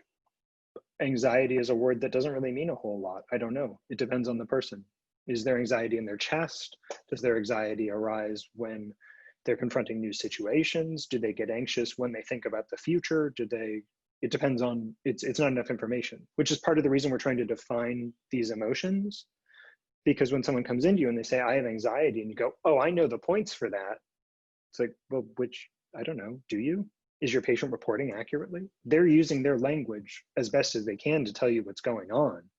But I've treated enough anxiety patients to know that there's 50 different diagnoses for anxiety, which means 50 different ways in which you move the qi to resolve it.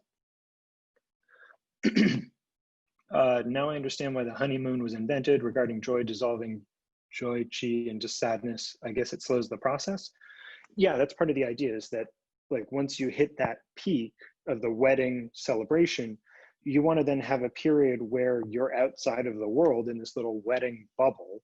And as long as you're in that space, you can kind of float on that high. And the idea is that as you come out of that, you're coming out of it with the bonding process of the joy experience working deeper.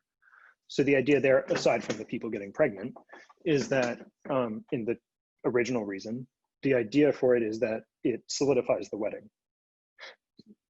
It makes it last. You said shock was fast, slow. Trauma example you gave was parental neglect. So I'm curious to what a slow building trauma is, if not shock. Usually stagnation of qi or blood in organs related to the person's constitution and the type of trauma. So some people, parents neglect a person, that person's way of integrating that trauma can show up in a myriad of ways. It will damage their earth, 100%. What else it does depends on the person's constitution and the parents and what else they were doing.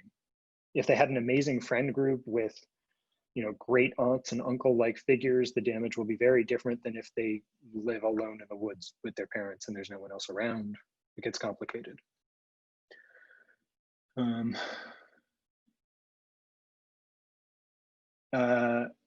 Kyria asked me a question. Has this been true for you so far? How is your understanding of emotion? She's asking me whether or not my very short honeymoon worked. Yeah, I think it did. It'll be nice to take a longer one at some point. I've found this way of describing and understanding emotions to be very helpful for myself, for talking with other people, and clinically it's amazing. You can't really use this way of talking about it with your patients. You have to do the translation work for yourself, but it's very helpful. I want to keep going, but I should probably give you guys one more break here. Let me just do one more slide, wrap up the last emotion. So we've got our earth emotion, rumination.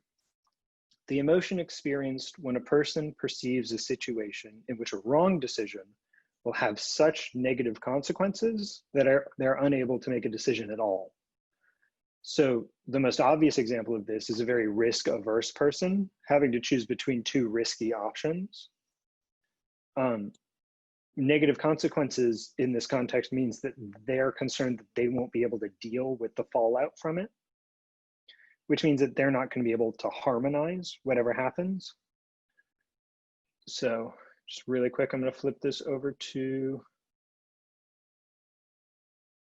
there we go. So if we remember, Earth's energy harmonizes. That's what it does. That's what its job is. Harmonizes means if there's too much up, then the Earth will move down. If there's too much down, it will move up. It will allow us to balance sudden disharmony at the cost of some Earth energy. That's what it does. What that means in this case is that if the person's Earth is very weak, then a very small amount of risk, small risk plus weak Earth, means that the person might not be able to harmonize even that small change, right? So this is the person, I've seen this with people who are agoraphobic or things like that, where like everything feels like it's 10 out of 10 risk when they leave their safe place. Sometimes if we build up their Earth, we make their Earth stronger, all of a sudden it's 7 out of 10 risk and they can begin reintegrating. Sometimes it's not about the quantity of risk, it's about the perceived ability to manage the risk. And we can tonify that because that's just their Earth sheet, their spleen sheet, their stomach sheet. Big surprise that most of the people who have a lot of fear conditions have digestive problems.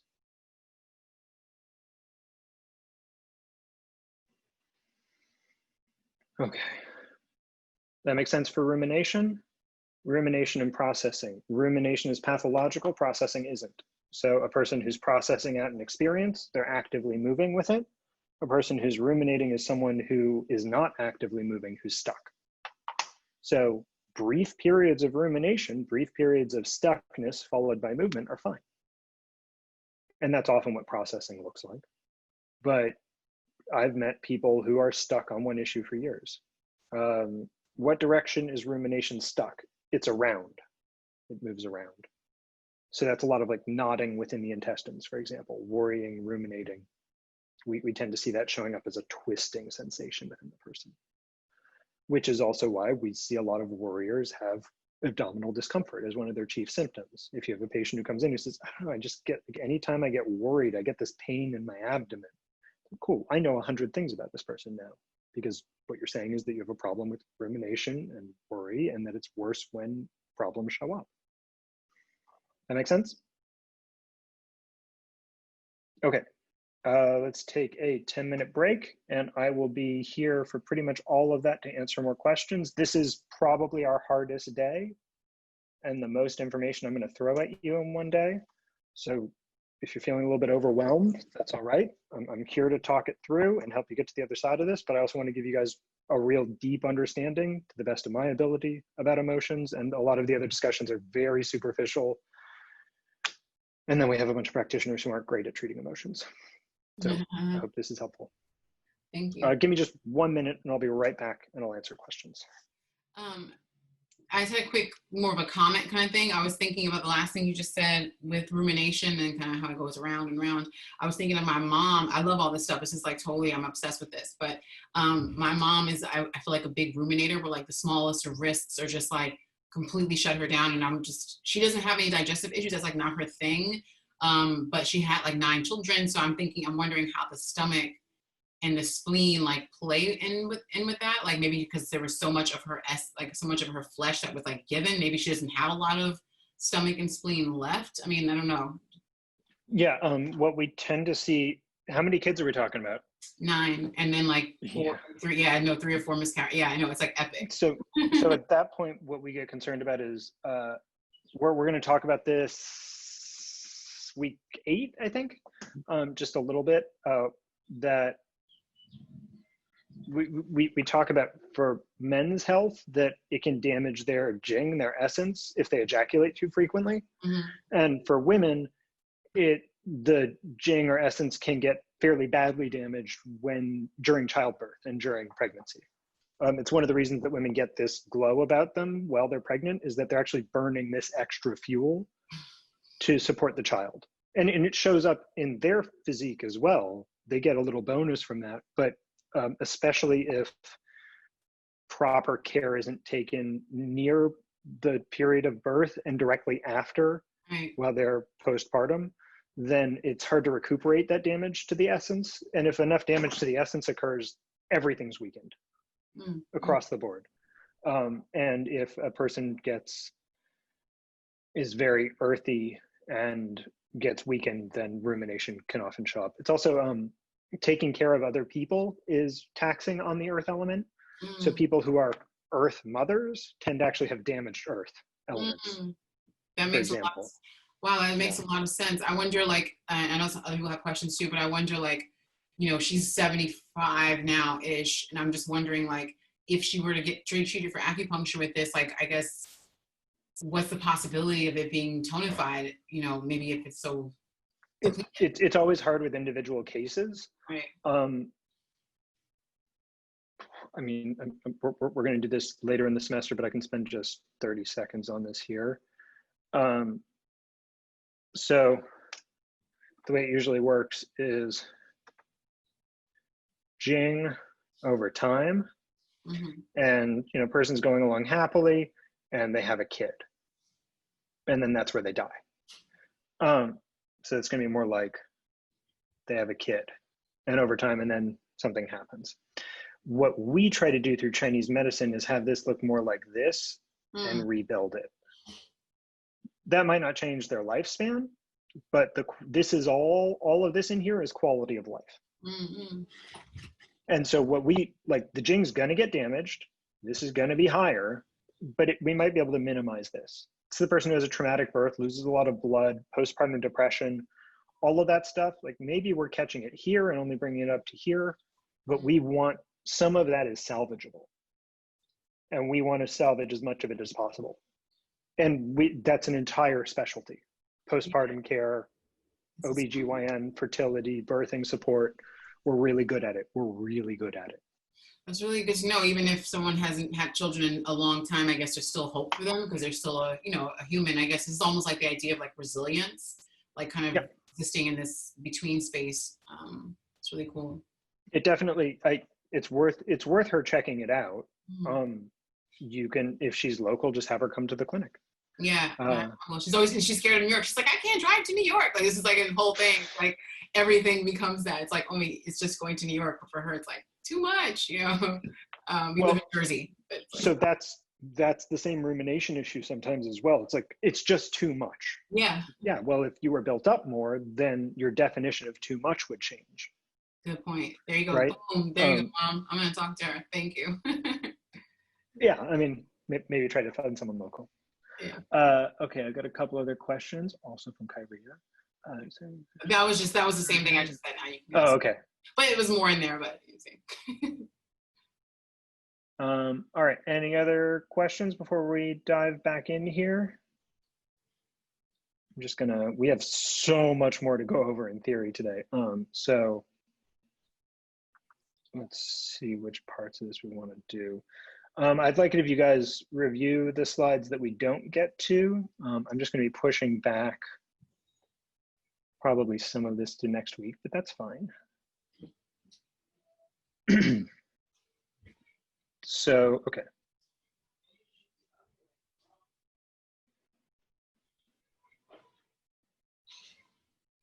Okay. So attachment, right? So when a person identifies with an emotion, they're holding on to a type of movement of energy, right? So when I hear someone say like, I'm just not happy all the time, and I'm here because I want to be happy all the time, and all that matters is joy, and the rest of the emotions are dumb, which people tend not to say that literally, but that's often kind of what they mean. Part of what I hear is the best part of a circle is the top part, and the rest of it's stupid. It's like, well, for it to be a circle, we need all the pieces. So if you want happiness all the time, if you want the most happiness, often that also involves having the most sadness. Like these emotions all connect to each other within a holistic perspective. And what we want to have happen for our patients is that as they're going through these different emotions, they're returning to them in new ways. So oftentimes when we talk about 5 elements, for example, we see it as this circle going around, right? So like we start with fire and we just go around in the circle, or with the sine wave version of it, it's just repeating. But the goal is to have them return to each of these emotions in a new way, so that yes, they've experienced joy here, but by the time they get to the next joy peak, this is not the same. These are not equal. They're different experiences. This is often depicted, which my art skills might not be up for, is that instead of a circle, it's actually more like an upward spiral. So that they're returning to each thing on a new level with a new experience, so that this joy is more than this joy ever was, because they can tolerate that, they can handle that. And this fear is going to be more than this one was, because now that you've built up, you can handle more responsibility, more of this sort of emotional charge. That the person actually experiences a greater level of anger, but perhaps experiences it with more propriety, experiences the ability to grow out in a different sort of a way. Does that make sense to you guys? Yes. Oftentimes our patients get stuck circling in the same set of emotions. And within a Chinese medicine perspective, that may mean that they're not really growing as a person. And we want to see that change. This is more of an evolutionary perspective within Chinese medicine.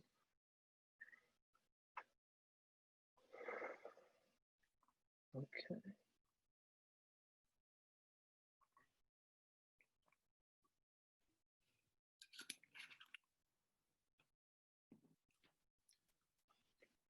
I've already said this part. Your patients might name an emotion a certain way, but if they then describe one of the things we call something else, that gives you enough information to begin working. So if a patient says anger, you need to figure out what they mean. You need to figure out how their qi is moving. And then they've named that anger, but that doesn't mean we would name that anger. And we go from there. So this is a little bit more of a description of each of these, a little less poetic, a little bit more of a like, here's what you might see clinically a little bit. So anger is a rising of qi, right? I've covered that a bit. It's specifically liver qi, and it tends to be due to one of these diagnoses listed here. Because it's arising, we tend to see the symptoms manifest in the head and neck. People's symptoms show up on the top. So one of the examples of this is a lot of redness on the head and face that isn't present on the rest of the body. That can be a sign that we're dealing with someone who may have anger that they need to work with. Again, it's not a value judgment. They're not bad for this. It's just a movement of qi. Sometimes we can, if this goes on for a long time, sometimes not only do we see excess, too much up here, redness, headaches, red eyes, swelling, we might also see deficiency on the other end of the person in the feet. If all of this qi is rising upwards, the patient might have like a hot head and cold feet to the touch.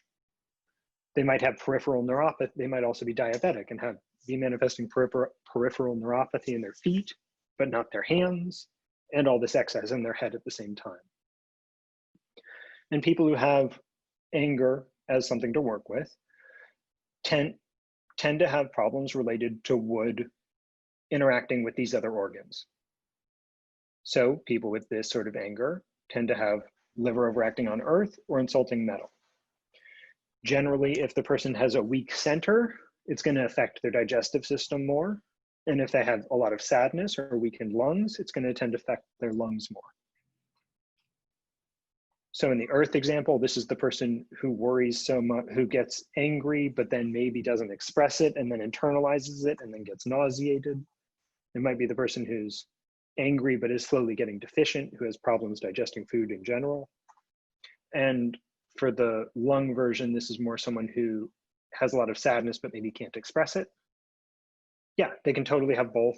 Both works just fine. That means they have lung and earth, metal and earth issues as well. None of that means that this is complicated.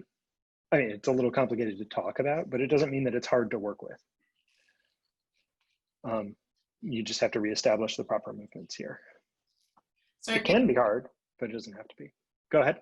Can you just clarify, we're looking at the same emotions now, but we're looking at it from like a more clinical standpoint? You're saying less poetic. I just want to make sure I'm getting. So like we were over here on like talking about anger as, here's what this example of anger is, what's happening in the person's mind. This is what their experience of anger is going to be more like within our definition of anger. And this one is more what you're going to see, whether the person says anything or not. Okay, got it. Thank you. So if the person says to you, I keep seeing things in my way all the time and I just keep pushing through them and everyone says I'm angry, but I don't have problems, I make problems. Like, that's more the first example. It's like, okay, now I see what's going on for you psychologically. You don't claim to have anger, but you're describing what we call anger. And in this case, this is more of a like, patient comes in for headaches, but they also have cold feet and digestive problems, and they have a cough when they get stressed out. And you say to them, do you ever feel angry? And they're like, oh, let me tell you about my anger, right? The joy is a relaxing of the qi. I like the term slackening.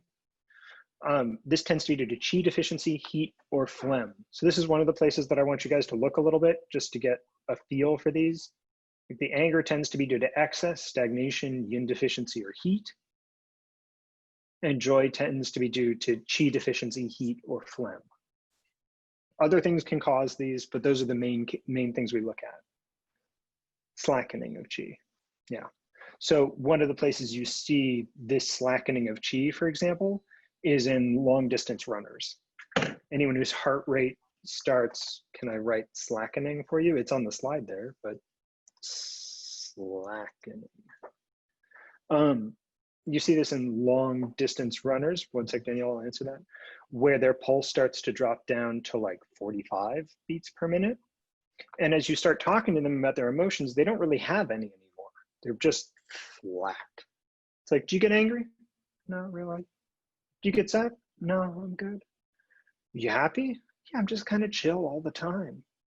What happens if you stop running? That's not good. I don't stop running. I keep running, and then I'm good. And that's because that constant running drains the heart qi, and the heart is no longer able to sense those other emotions. So this would be a type of joy due to qi deficiency. What would an example of phlegm be? We're going to get to that later in the semester when we talk about phlegm misting the heart. So let's leave that one off for now because I've got to introduce phlegm as a concept first, and that's going to take about half an hour. Jasmine, no, I mean the 3 effects with qi, what you just said before slackening. I don't know what I said before slackening. You're gonna have to ask that question again. So this joy emotion, when excessive, tends to result in simultaneously a lethargic stupor and a hypersensitivity. So this patient's like, kind of looks like someone who's a pothead, like relaxed and chill, but easily startled. And like they're in their comfortable bubble, but if anything messes with the bubble, that's a problem. So symptoms manifest in slacker behaviors and heart issues like palpitations. So this would be an area where I would love it if acupuncturists who understood this sort of way of working were one of the first people who were called to work with, say, 16 to 20-year-old people who are smoking a lot of pot and don't have a lot of direction, because instead of saying like, get your stuff together, figure it out, we can say that and be doing needles to help re-regulate their system so that they can do that more easily, because we don't see this as a value judgment. They're not bad, they've got a messed up energetic system now that we can help sort out. Joy tends to make it hard to focus or move forward, and it removes all motivation except the motivation to stay joyful. So this is where a lot of addiction lies, for example, because, hey, as long as you're getting the substance you need, you don't really have any problems. It's not really true, but that's how the mentality tends to work.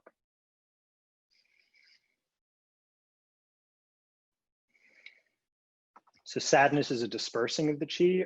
I like the word dissolving for this. It's just like this falling downwards, this heaviness. It's not descending of qi, that's fear, but it is almost like a sand falling off of a person. We're mostly working with lung qi for this, and it tends to be due to qi or blood stagnation or deficiency. You see this pretty obviously. It's a lot of people, it's not uncommon for people who are slight and tend towards being yin deficient to develop a cough after a major loss in their life, especially a chronic cough. You see this pretty frequently in elderly people who are predisposed to lung-related problems, like constitutionally have lung issues and then lose a partner, lose a child, lose a parent, and they start developing a chronic cough. With this sort of sadness, we're going to see a lot of lung and large intestine pathologies. Anything that happens to the lung is going to strongly affect the heart as well, those being the organs in the upper jiao.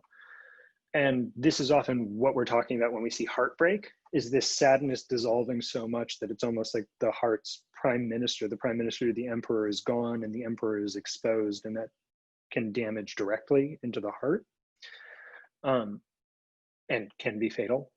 And this often is also combined with a sensation of tightness in the chest, difficulty breathing, a fullness or an emptiness in the area. All of that we call sadness. So a patient may come in, they lost their partner 6 months ago. They say, I feel mostly fine, but I've just had this tightness in my chest and this chronic cough ever since then. I don't need them to think of it as sadness, but I'm going to treat them for sadness because what they just described to me sounds like the products of sadness. Does that make sense? Okay. It does, back but, to, but Peter, would you be able to get there if they hadn't said, I lost my partner? Like if they came in and said, I just have this cough with, and tightness in my chest. I guess do you always arrive at that place if people are coveting like the things that hurt them? I guess as an acupuncturist, how would you then find out that like, oh, they lost their partner if they're not going to share that? Acupuncture builds rapport with your patients extremely quickly. Okay. The speed at which people will tell you their deepest and darkest secrets is like that. It's really cool. It's actually a great feature of this medicine. It's like if they trust you to stab them and leave them alone in a dark room by themselves, they can tell you like painful stuff. Same with bars. And so, yeah. And so in this case, like, I don't know how often I catch this versus how often I miss it. But if I feel a very deficient lung pulse and they've got some sort of lung deficiency sign on their tongue and they describe this sort of chest problem, I'm going to treat them potentially for something like lung qi deficiency. I don't need to know if they lost a partner. I don't need to know if they're experiencing sadness. I'm going to treat them the same way either way. If they then tell me that, I might add something in like there's the upper kidney points on the chest have name. All the points have names, as you guys know, but there's points with names like spirit burial ground and chapter gate and storehouse of sadness, where like there are these points that are like, oh, this is specifically to help you get through this stage. If they talk to me about that, then I might use that, but we'll be in the right direction, whether or not I know the specifics, hopefully. Okay, what about pot products as undoing other emotions like anger, rumination, etc.? Do you think it can be tonifying? I don't think pot products can be tonifying. I think that they can remove something that's draining the person, right? There's two ways to tonify someone. One is to build things up and the other is to stop whatever's removing it and let the body build it up itself. I've got very mixed feelings about pot, and it's extremely individual whether or not I think it's good. I think we've kind of swung a little bit into it being overprescribed and overused, but yeah. Would you ever ask if they have experienced any major losses or felt sad recently, or not go there with the patient? You watch the patient, you see what the patient's available for. the patient will tell you explicitly or not whether or not they're ready to go somewhere. You can look at them, you can feel it in their pulse. You know, if you have your hands on their pulse and you feel like they're about to start crying anyways, it's like, sometimes you might want to talk to them, sometimes you might want to just let that go. It's very dependent on the situation, the patient, your relationship with them, what you can handle on that day, all of that. Yeah, sometimes people need to cry more, sometimes people need to cry less, would be my answer. So fear is descending of qi. So anytime we see a lot of descent of qi, and it doesn't really look like it's spleen qi falling, which is the other way that we tend to see qi moving downwards, we're thinking maybe there's something kidney related.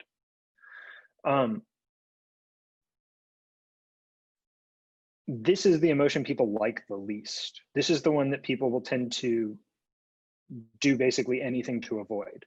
People tend to like to stay in anger. People tend to like to avoid fear as much as possible, even if it means permanently staying in sadness to not go into fear. If we see a patient with signs of things falling down and also low back pain and knee pain and cloudy thinking and urinary and bowel issues, like we're just checking the boxes for kidney related stuff here. So we're probably going to be tonifying their kidneys to some degree. We're also looking for postural changes and behavioral changes. So a person who's hunched over, like the weight of the world is too heavy, we might be wondering whether or not they're scared, especially if that also involves a hunching in on the chest to protect the heart. And the behavioral changes are generally just withdrawal. Fear tends to mean that people want to avoid stimulus. If the kidney is weak enough, then you also see false heat signs. Don't worry about what that is yet. I just want to expose you to that phrase.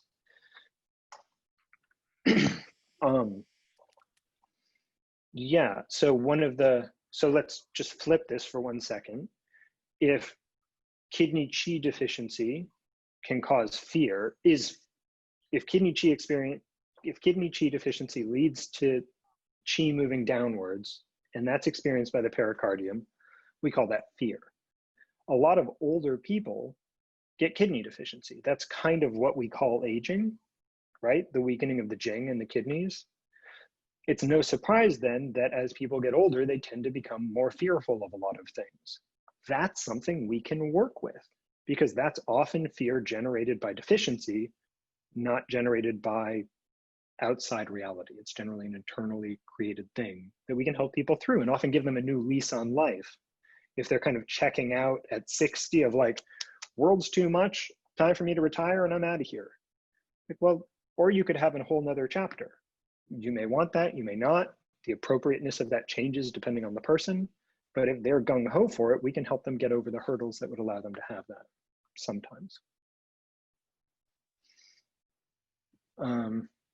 Shock is this scattering.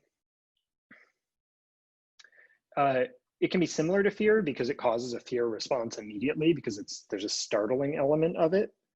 But we're mostly looking for is the person appearing to not be all there. Within shamanic traditions, often this is the time when people would do things like soul retrievals for a person, like the person lost a piece of themselves and we need to bring that back. Within Chinese medicine, we have herbs that will stop the shock, stop like the bleeding of the shock immediately. I've had good success. I was with a friend a handful of years back and I had my herb kit with me. And they got a phone call while I was at their place. They're a sponsor in AA, and their sponsee had committed suicide that day, and they just got the call. Immediately, complete shock, everything's falling apart for them. I grab one of the pills that's used for this. They take it. They're also in Chinese medicine, so they know about it. They take it. An hour later, they're asleep. They wake up the next day like, I'm devastated, but I'm functional. I can actually do things about this, as opposed to just being a wreck for maybe a week. It's like, cool, we stopped the bleeding and now you can move forward and deal with this and process the sadness, because while you're in this shock state, you tend not to be able to process anything either. That makes sense? This sound familiar to people at all? Okay.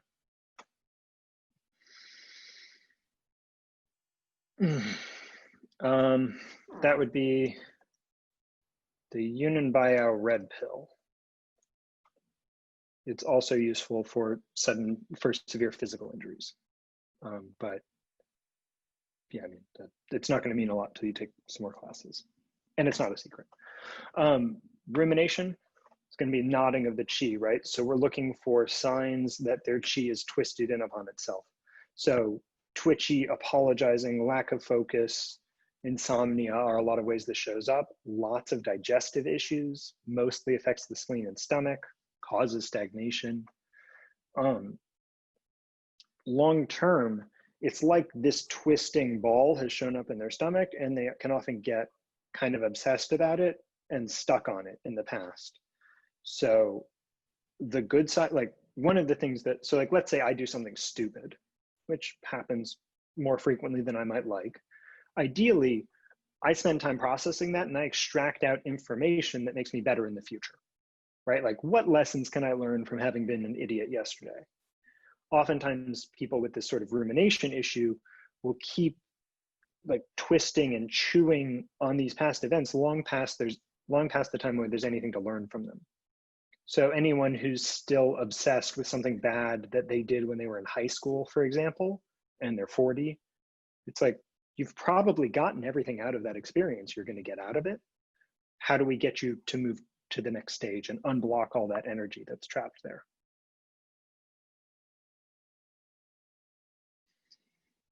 So we're supposed to experience all of these emotions, but they should be temporary and they should feed into the next one. And none of them should be so strong as to completely overwhelm us.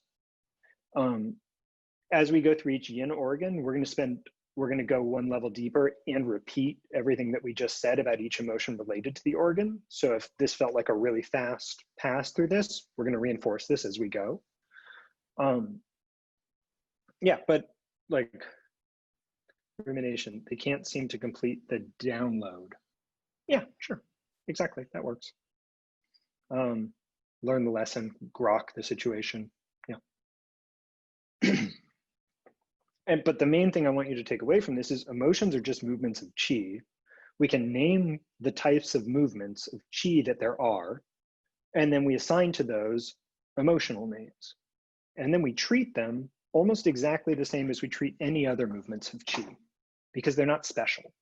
They're just a different flavor on the same thing, right? Whether or not the pericardium is involved is whether or not you feel an emotion. That's it. It's not a special thing that sits outside. It's just movements of qi. This is a big difference from the Western medical way of thinking. Like, I repeat this to yourself a handful of times over the next week and try to integrate this. This is a big idea. But if you can start thinking this way, it's going to help a lot when you see patients with emotional problems. And we'll go deeper into this. I've got a couple of books I'm recommending this week for people who are really interested in the emotional stuff. These are both good books. The Clinical Practice of Chinese Medicine is written by Lonnie Jarrett. I believe he still does 2-year training programs in Stockbridge, Massachusetts that are open to acupuncture students. So any of you still based in New York who are interested in that, once we're allowed to go outside again, that could be an interesting thing to do. He is not for everyone and is very proud of the fact that he's a little bit of a dick, but he's also very smart and knows what he's talking about and is worth learning from. I spent a year studying with him. He's also heavily informed by Dr. Shen, who was who is the person who trained Leon Hammer, who wrote this book, which is, he's also the person who started the Dragon Rises School in Florida and teaches around the world his contemporary pulse diagnosis system, which I think is a little bit much, but he came from a Western psych background. So if you want to see someone who's done a pretty good job of integrating Eastern and Western psychology together and understanding of emotions, he's a good place to look. I wouldn't go too far down the rabbit hole of the pulse diagnosis system. It's interesting, but it's a lot. And it's got a lot of great case studies. So if you're curious, like, well, what does it look like if you're treating, an alcoholic with abandonment issues who has spent 10 years working in sub-zero weather? Like, that puts an interesting wrinkle on it from a Chinese medical perspective, because that cold being present changes the way we're going to be able to work with anything else. Can I throw some women authors out in the future? Interestingly, the people I'm reading right now are actually all women, but the level at which they're teaching is above what's going to be useful for you guys here. The woman I would recommend for this category, as far as I know, hasn't written any books, but travels and lectures, and that's Thea Elijah. She's great. We have a problem in that there are not that many female authors at this level of Chinese medicine. It's a problem. I don't know what to do about that. Yes, I can write her name.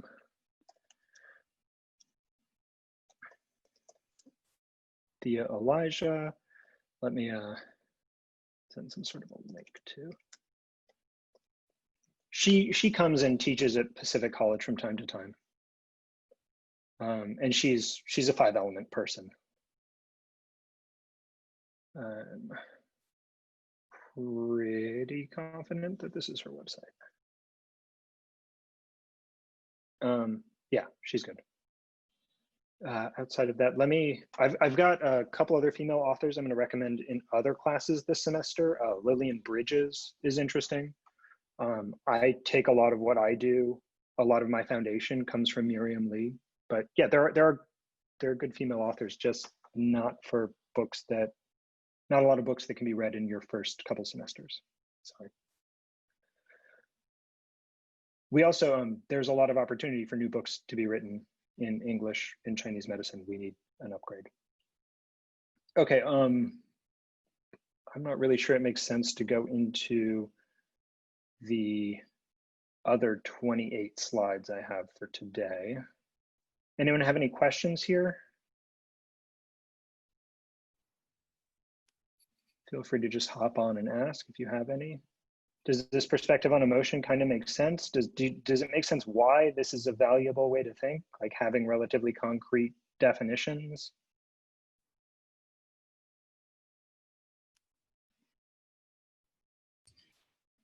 Definitely, yes. I mean, I can talk about this all day, but I don't want to monopolize the class tonight. I mean, everyone is more than welcome to chime in, and yeah.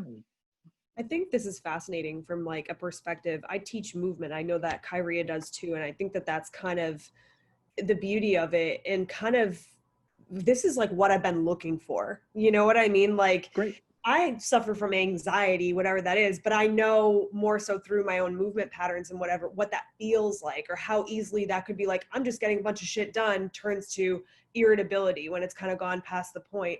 So I think this is super powerful, even for people just to kind of just to remember that this isn't, it's just, like you said, it's just chi, it's just movement. It's nothing to get attached to or to define yourself by. So I think it's huge, honestly.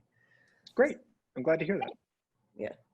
I think it's important too, obviously, but it's good to check in and make sure other people are getting value out of it. Definitely. Okay. Well, let's, so we skipped over some slides here. I'd just like you guys to read over it and please ask questions if any of it's confusing. I'm going to just going to touch on some of the stuff from the second set of slides for today. Not go too deep because we've only got like 15, 20 minutes here. We can do a little bit of this. You have these slides as well, so please look over these. We'll wrap them up next week.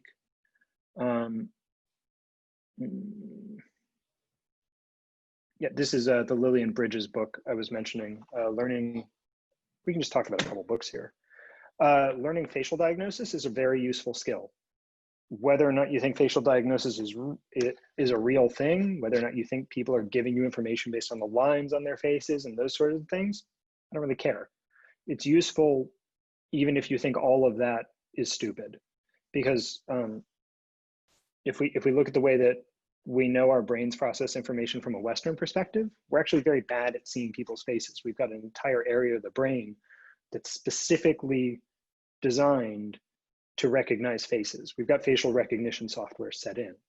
One of the things that does is it makes it hard for us to actually really look at people's faces because that automatically does that for us. So the ability to know how many lines a person that you know intimately has on their forehead It's hard to calculate. It's normally 3 to 5, it turns out, and where they are reflect different habitual emotions of the face, which can tell us things about that person's past.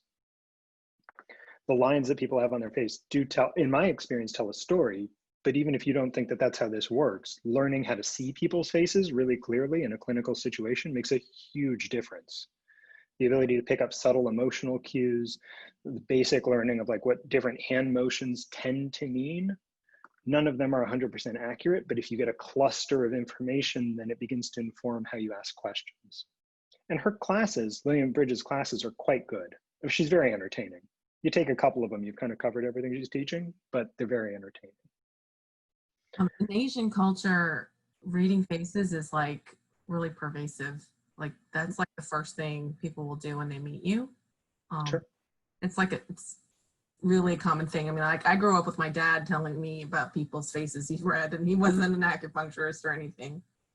Yeah, so Lillian Bridges actually comes from, in her way of describing it, she's Asian, she's Chinese, and she comes from a family line of matchmakers, where the combination of Chinese astrology and face reading is how you figure out who would fit together well.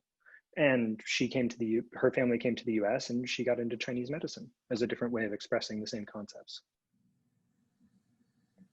So yeah, I mean, it's a huge thing in Chinese culture, at least traditionally, but it's something we can incorporate a little bit into our perspectives as well. Another great book for people with a different sort of inclination is We're Really Good at Treating Trauma. And this is a great starter book. I've mentioned this in the past 2 classes because, sorry, I don't remember your name right now. One of the students here injured their finger and was asking for some tips on what to do about it. This is a fun, easy, like paperback, $30 off Amazon book. I've got a weekend seminar on treating trauma, and I use this as the textbook for it. It's great, it's easy. Tom Bizio lives in New York. He teaches in New York. He's one of the Junggu Tui Na practitioners. If you have a massage background or tend to like the more you really like to get your hands on things, that's a series of classes that you can consider taking. It's pretty expensive. It takes a couple of years, but that's where the Chinese bone setting gets taught in the US. So if you're interested in also doing, if you're interested in doing really high level sports medicine, this is the first step down a path you can take that will open those doors for you. Yeah, they train the people who work on the top sports teams, along with people out of McMaster University in Canada. As far as I know, those are the 2 places. I think I'm just gonna I don't really wanna get into a whole new thing here. So I think we're just gonna stop. And I'm going to answer some questions. We're going to have another similar quiz next week. I need you to know the directions that chi move. There's a slide in the lecture that I just did that says, for your board exams. That's what I'm going to be testing you off of. I'm not going to test you on any of the stuff that's my opinion. We might end up with some extra credit or some essay questions as extra credit, where it's more about like, what do you think about this? That's normally what I do. I'm still figuring out how to do essay questions online. It doesn't work well. But I'm just going to be testing you on facts, and specifically facts that you're going to be tested on later to get your license, because that seems fair. So I need you to know the organs that relate to each of the emotions. I need you to know the movements of chi. So like anger makes chi rise. Anger doesn't make chi rise. Chi rising experienced by the pericardium is anger. But for exams, anger makes chi rise. I would like you to know that second pass we did on the emotions. I'd like you to know most of those slides. So an example would be if I ask you, which of the emotions has a lot of connections to addiction and slacker-like behaviors? I would like you to be able to answer that question. I think that's about it. That should cover next week's quiz pretty well. Anything on the slides we covered is fair game, but I think that's what we'll be focusing on. Would the answer Sound to good? the question be fear or no? The answer to addiction and slacker-like behaviors would be joy. Joy. Yep. Oh, because they don't want the high to end. Okay. Yep. I had a question about joy. What would like would it also be like addictive behaviors, kind of like OCD or something like that? Yeah, so it depends why. So if we're talking about,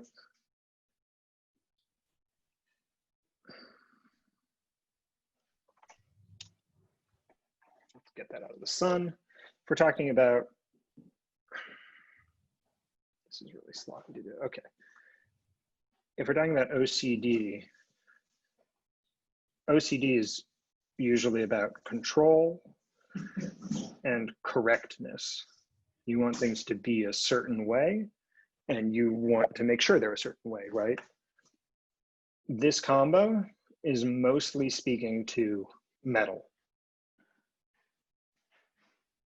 Metal's all about having things, the concept of correctness, that's metal. So like we talked about the organs as like court positions within a government last week. Another way to think of them is the people who are in an actual trial. This is all the judge here, what's correct and what isn't, and what is more the lawyers. Let's argue, let's make a deal. So when we're dealing with OCD, it tends to be about having things be correct or perfect, which is one of the things that drives people with OCD crazy. If they get more extreme, there is no such thing as clean enough. And that tends to send them a little bit off the rails, right? And that's from a Chinese medical perspective, mostly because things need to be correct or else they're wrong. And that obsession with purity is a metal thing, because metal's about, the metal phase is all about extracting metal from ore. It's about taking something that's got what you want in it and stripping out everything you don't want so that you're left with the pure thing. That's metal. That makes sense? So any process that involves perfection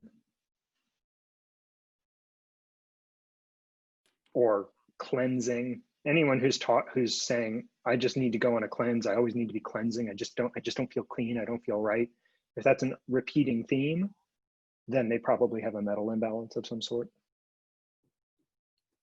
Yeah, that answer your question? Yeah, it did. I have another question on like the movement of chi for what was it? Rummaging for the earth Rumination. element? Rumination, yeah. So is it more like, is it like a spiral in nature, or is it like moving up and down at the wrong time? So the idea is like,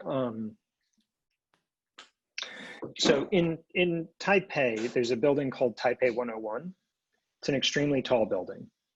And at the top of it, it's got a damper ball.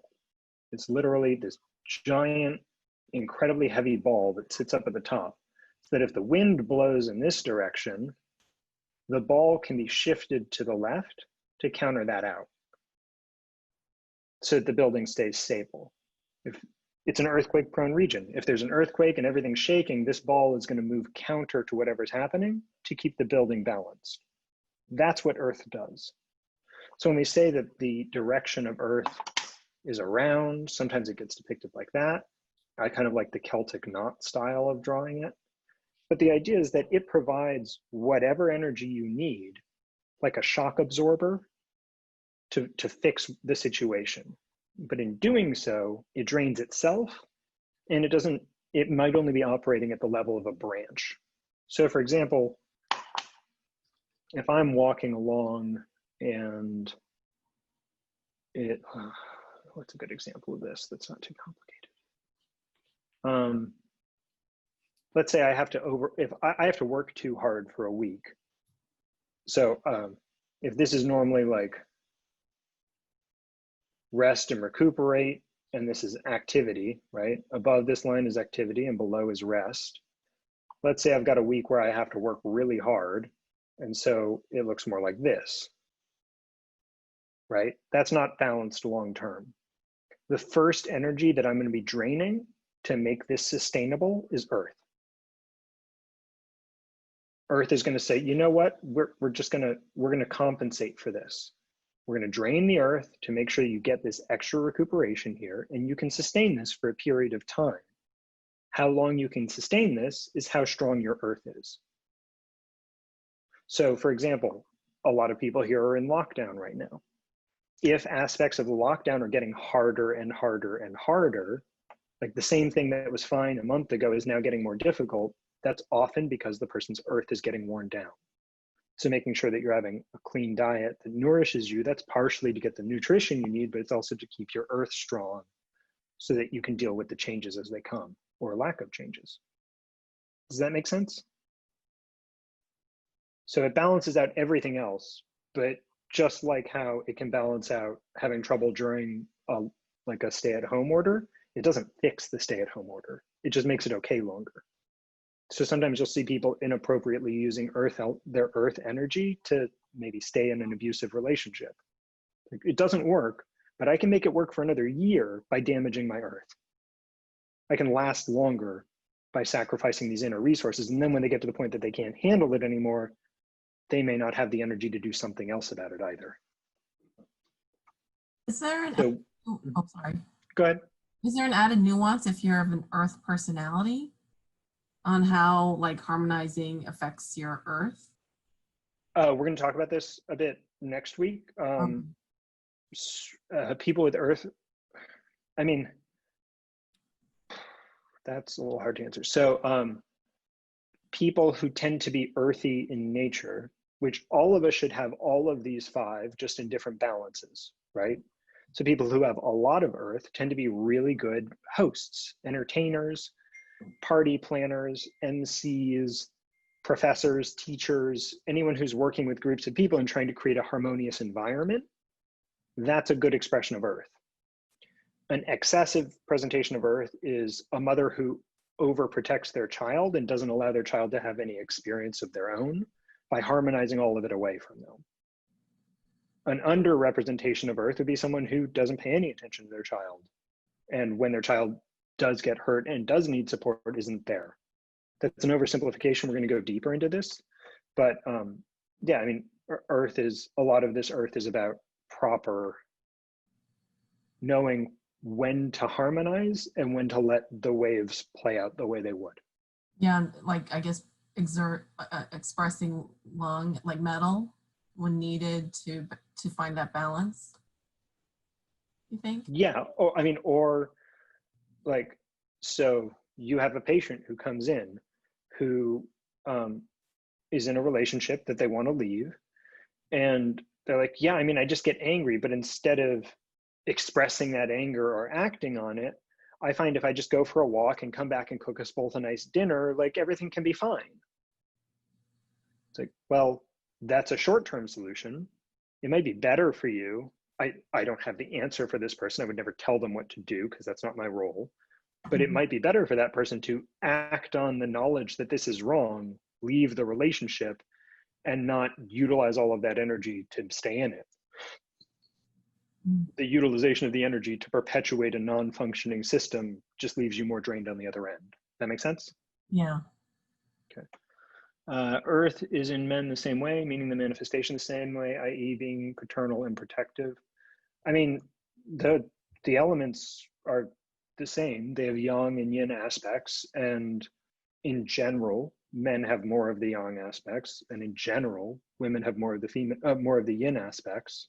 But those are like, I think the best way. I mean, this is, you know, currently a politically somewhat dangerous topic, but I don't think that's an issue for this. The idea within Chinese medicine is that if this is the yang side of traits and this is the yin side of traits, then you'd have women possessing those traits and men possessing those traits. Tons of overlap. There are plenty of women with more yang traits than men. But there's somewhat more men with yang traits than women. That would be the idea within Chinese medicine. There's overlap. Maybe at different times in culture, these bars shift closer or further apart. But that, yeah, I mean, the idea is that men and women are supposed to be complementary sides of a whole, and therefore they should balance each other out on the scale, but it doesn't matter which ones, but there's also flexibility built into that. Right. So like to your point, like if you can break that, if a man or a male, someone who identifies as a male has like I guess I'm trying to think of the same example in the case of a male, because it's almost like easier for me to think of in terms of a mother who has too much earth or too little earth. But I was just trying to frame it, I think, differently for my understanding. That's all. But you answered it. Well, I mean, so it's easy to talk about these things in archetypes, right? Like in reality, there are plenty of examples of men who are playing out the, I guess, the more traditionally feminine role around Earth, but they're not really present within media and within the culture in a way that's easy to talk about. I guess a stereotype of a male with weak or strong Earth would be maybe, like, let's go back to the 1950s for this example, a man who makes a lot of money and doesn't share it with his family versus one who makes a lot of money and spends so much of it on his child that his child never has any problems or burdens or things to encounter. That could be an example. In this case, the yang aspect of the Earth is the going out and acquiring the resources, and the yin aspect is more the internal distribution of the resources. So like it's more the eating and less the digesting. But that really yeah, helps. I mean, there can be multiple ways to talk about this and look at it. Okay, well, I'm gonna end class officially now, but I'm gonna hang out for a little bit here. So if anyone has other questions, I'm happy to talk for a bit. Like I said, there have been some interesting conversations popping up on the Slack. This is a lot of info. Talk to me. We got, like, if we were in class together, I'd be calling on you guys more. We could be having more interactions if this was an in-person thing. So I'm trying to set up this other platform to do that. So if parts of this are frustrating, if parts of this are triggering you to think about other stuff, if parts of this are fascinating, like, let's just talk about it. And I would, answer each other's questions. I'll be around. We have a forum that we can use. And this stuff should be somewhat challenging. So Peter, the next quiz should be taken during our leisure time, right? And it should be done by the time we come to the lecture. Finish the quiz before the class. And then we can discuss. And I'll discuss it in class. Yeah. Okay. Yep. Thanks. Yep. Thank you. Cool. I have a question, of course. Like a yeah, million. but anyone who'd like to go is welcome to. Great to see you guys. Thanks. I'll be here for questions, so go ahead. Cool. So I was thinking about this as you were talking from the perspective of burnout, basically. Like someone that's kind of in a job where they are staying for whatever be the reason, but they're completely on an unsustainable pattern, but they just keep hammering it. They probably have weak earth, correct? Or they're their earth first. Their earth is being damaged. Yeah. They may have an incredibly strong earth. So they may be able to do it for longer, essentially. Right. Okay. But ultimately, people who are overextending themselves eventually pay for that. Pay for that, right? Okay. Yeah. Thank you. Yeah, that was a great question. I think it's so interesting that like the well springs that we have that are like our gifts can become the very thing that we lose if we don't like regulate it or protect it or like that's why this information to me is like so intensely helpful just as a human, but also like with families and just people that we know. It's like this is how we have our gifts longer, I guess, and not worry about how long we live, but like the quality of the life that we will live. Yep. I mean, Chinese medicine, there are different ways to look at Chinese medicine. The way I understand it, and the part that I see as the most valuable, is the part that's focused on quality over quantity when it comes to life. And ideally, this education should be somewhat enlightening to everyone who's taking it. And there should be like aha moments for your own life, for your family, all of that as you're going through, because that's the basis of how you create the authority to be able to speak to patients about these things. Like if you sit down with a patient and go, I read a book that says this about this condition, but I have no personal experience of it. It's hard to hold much authority when you're talking about new ideas that might be foreign to them. But when you say that, it's like if I talk about loss and I talk about the fact that I lost my father, in the right sort of a way, then all of a sudden I have authority to speak on how to go about working with loss. So I'm glad you're getting a lot out of it. And helping you as a human is a sign that you're gaining the skills from this to help others as humans. So good. If Anyone else? Oh my god. Okay, it's the last thing, and I am gonna get off because it's a nice day. But no, like I teach yoga as well. I've been doing that for like, for a minute. But part of the weekly thing that I've grown in a lot as a yoga teacher is that before I used to like never have Dharma talks. I would just get up there and be like, okay guys, we're gonna work on our shoulders today and like get into it. But now as I've grown as a person, I really started to like focus on my Dharma talks and like sharing something like losses and things that are challenging to me. And it's really powerful because I've seen the growth in the people that I teach and the retention and the money. I mean, everything is totally going in a different direction, not because that's what's important to me, but it's almost like the more I actually work on what you're saying of like sharing those things and not just being like some perfect yogi person, but being a flawed person and then talking about that, there's been a big a big response to that. And that actually like then helps me even more. So this is great. That's great. Yes, Glad to hear this is it. all helping me. Like this is all like, yeah. I hope this is fodder for some Dharma talks. Definitely. I like feel bad for my students tonight. Like they're in for it already because of this today. Good. I like to hear that. Good. Thank you. Thanks for everything. You're welcome. Glad it's working for you. Bye everyone. I gotta pick up the children and I love them. I'm just tired of. Bye, Kyria. Any other questions? Comments, thoughts, musings?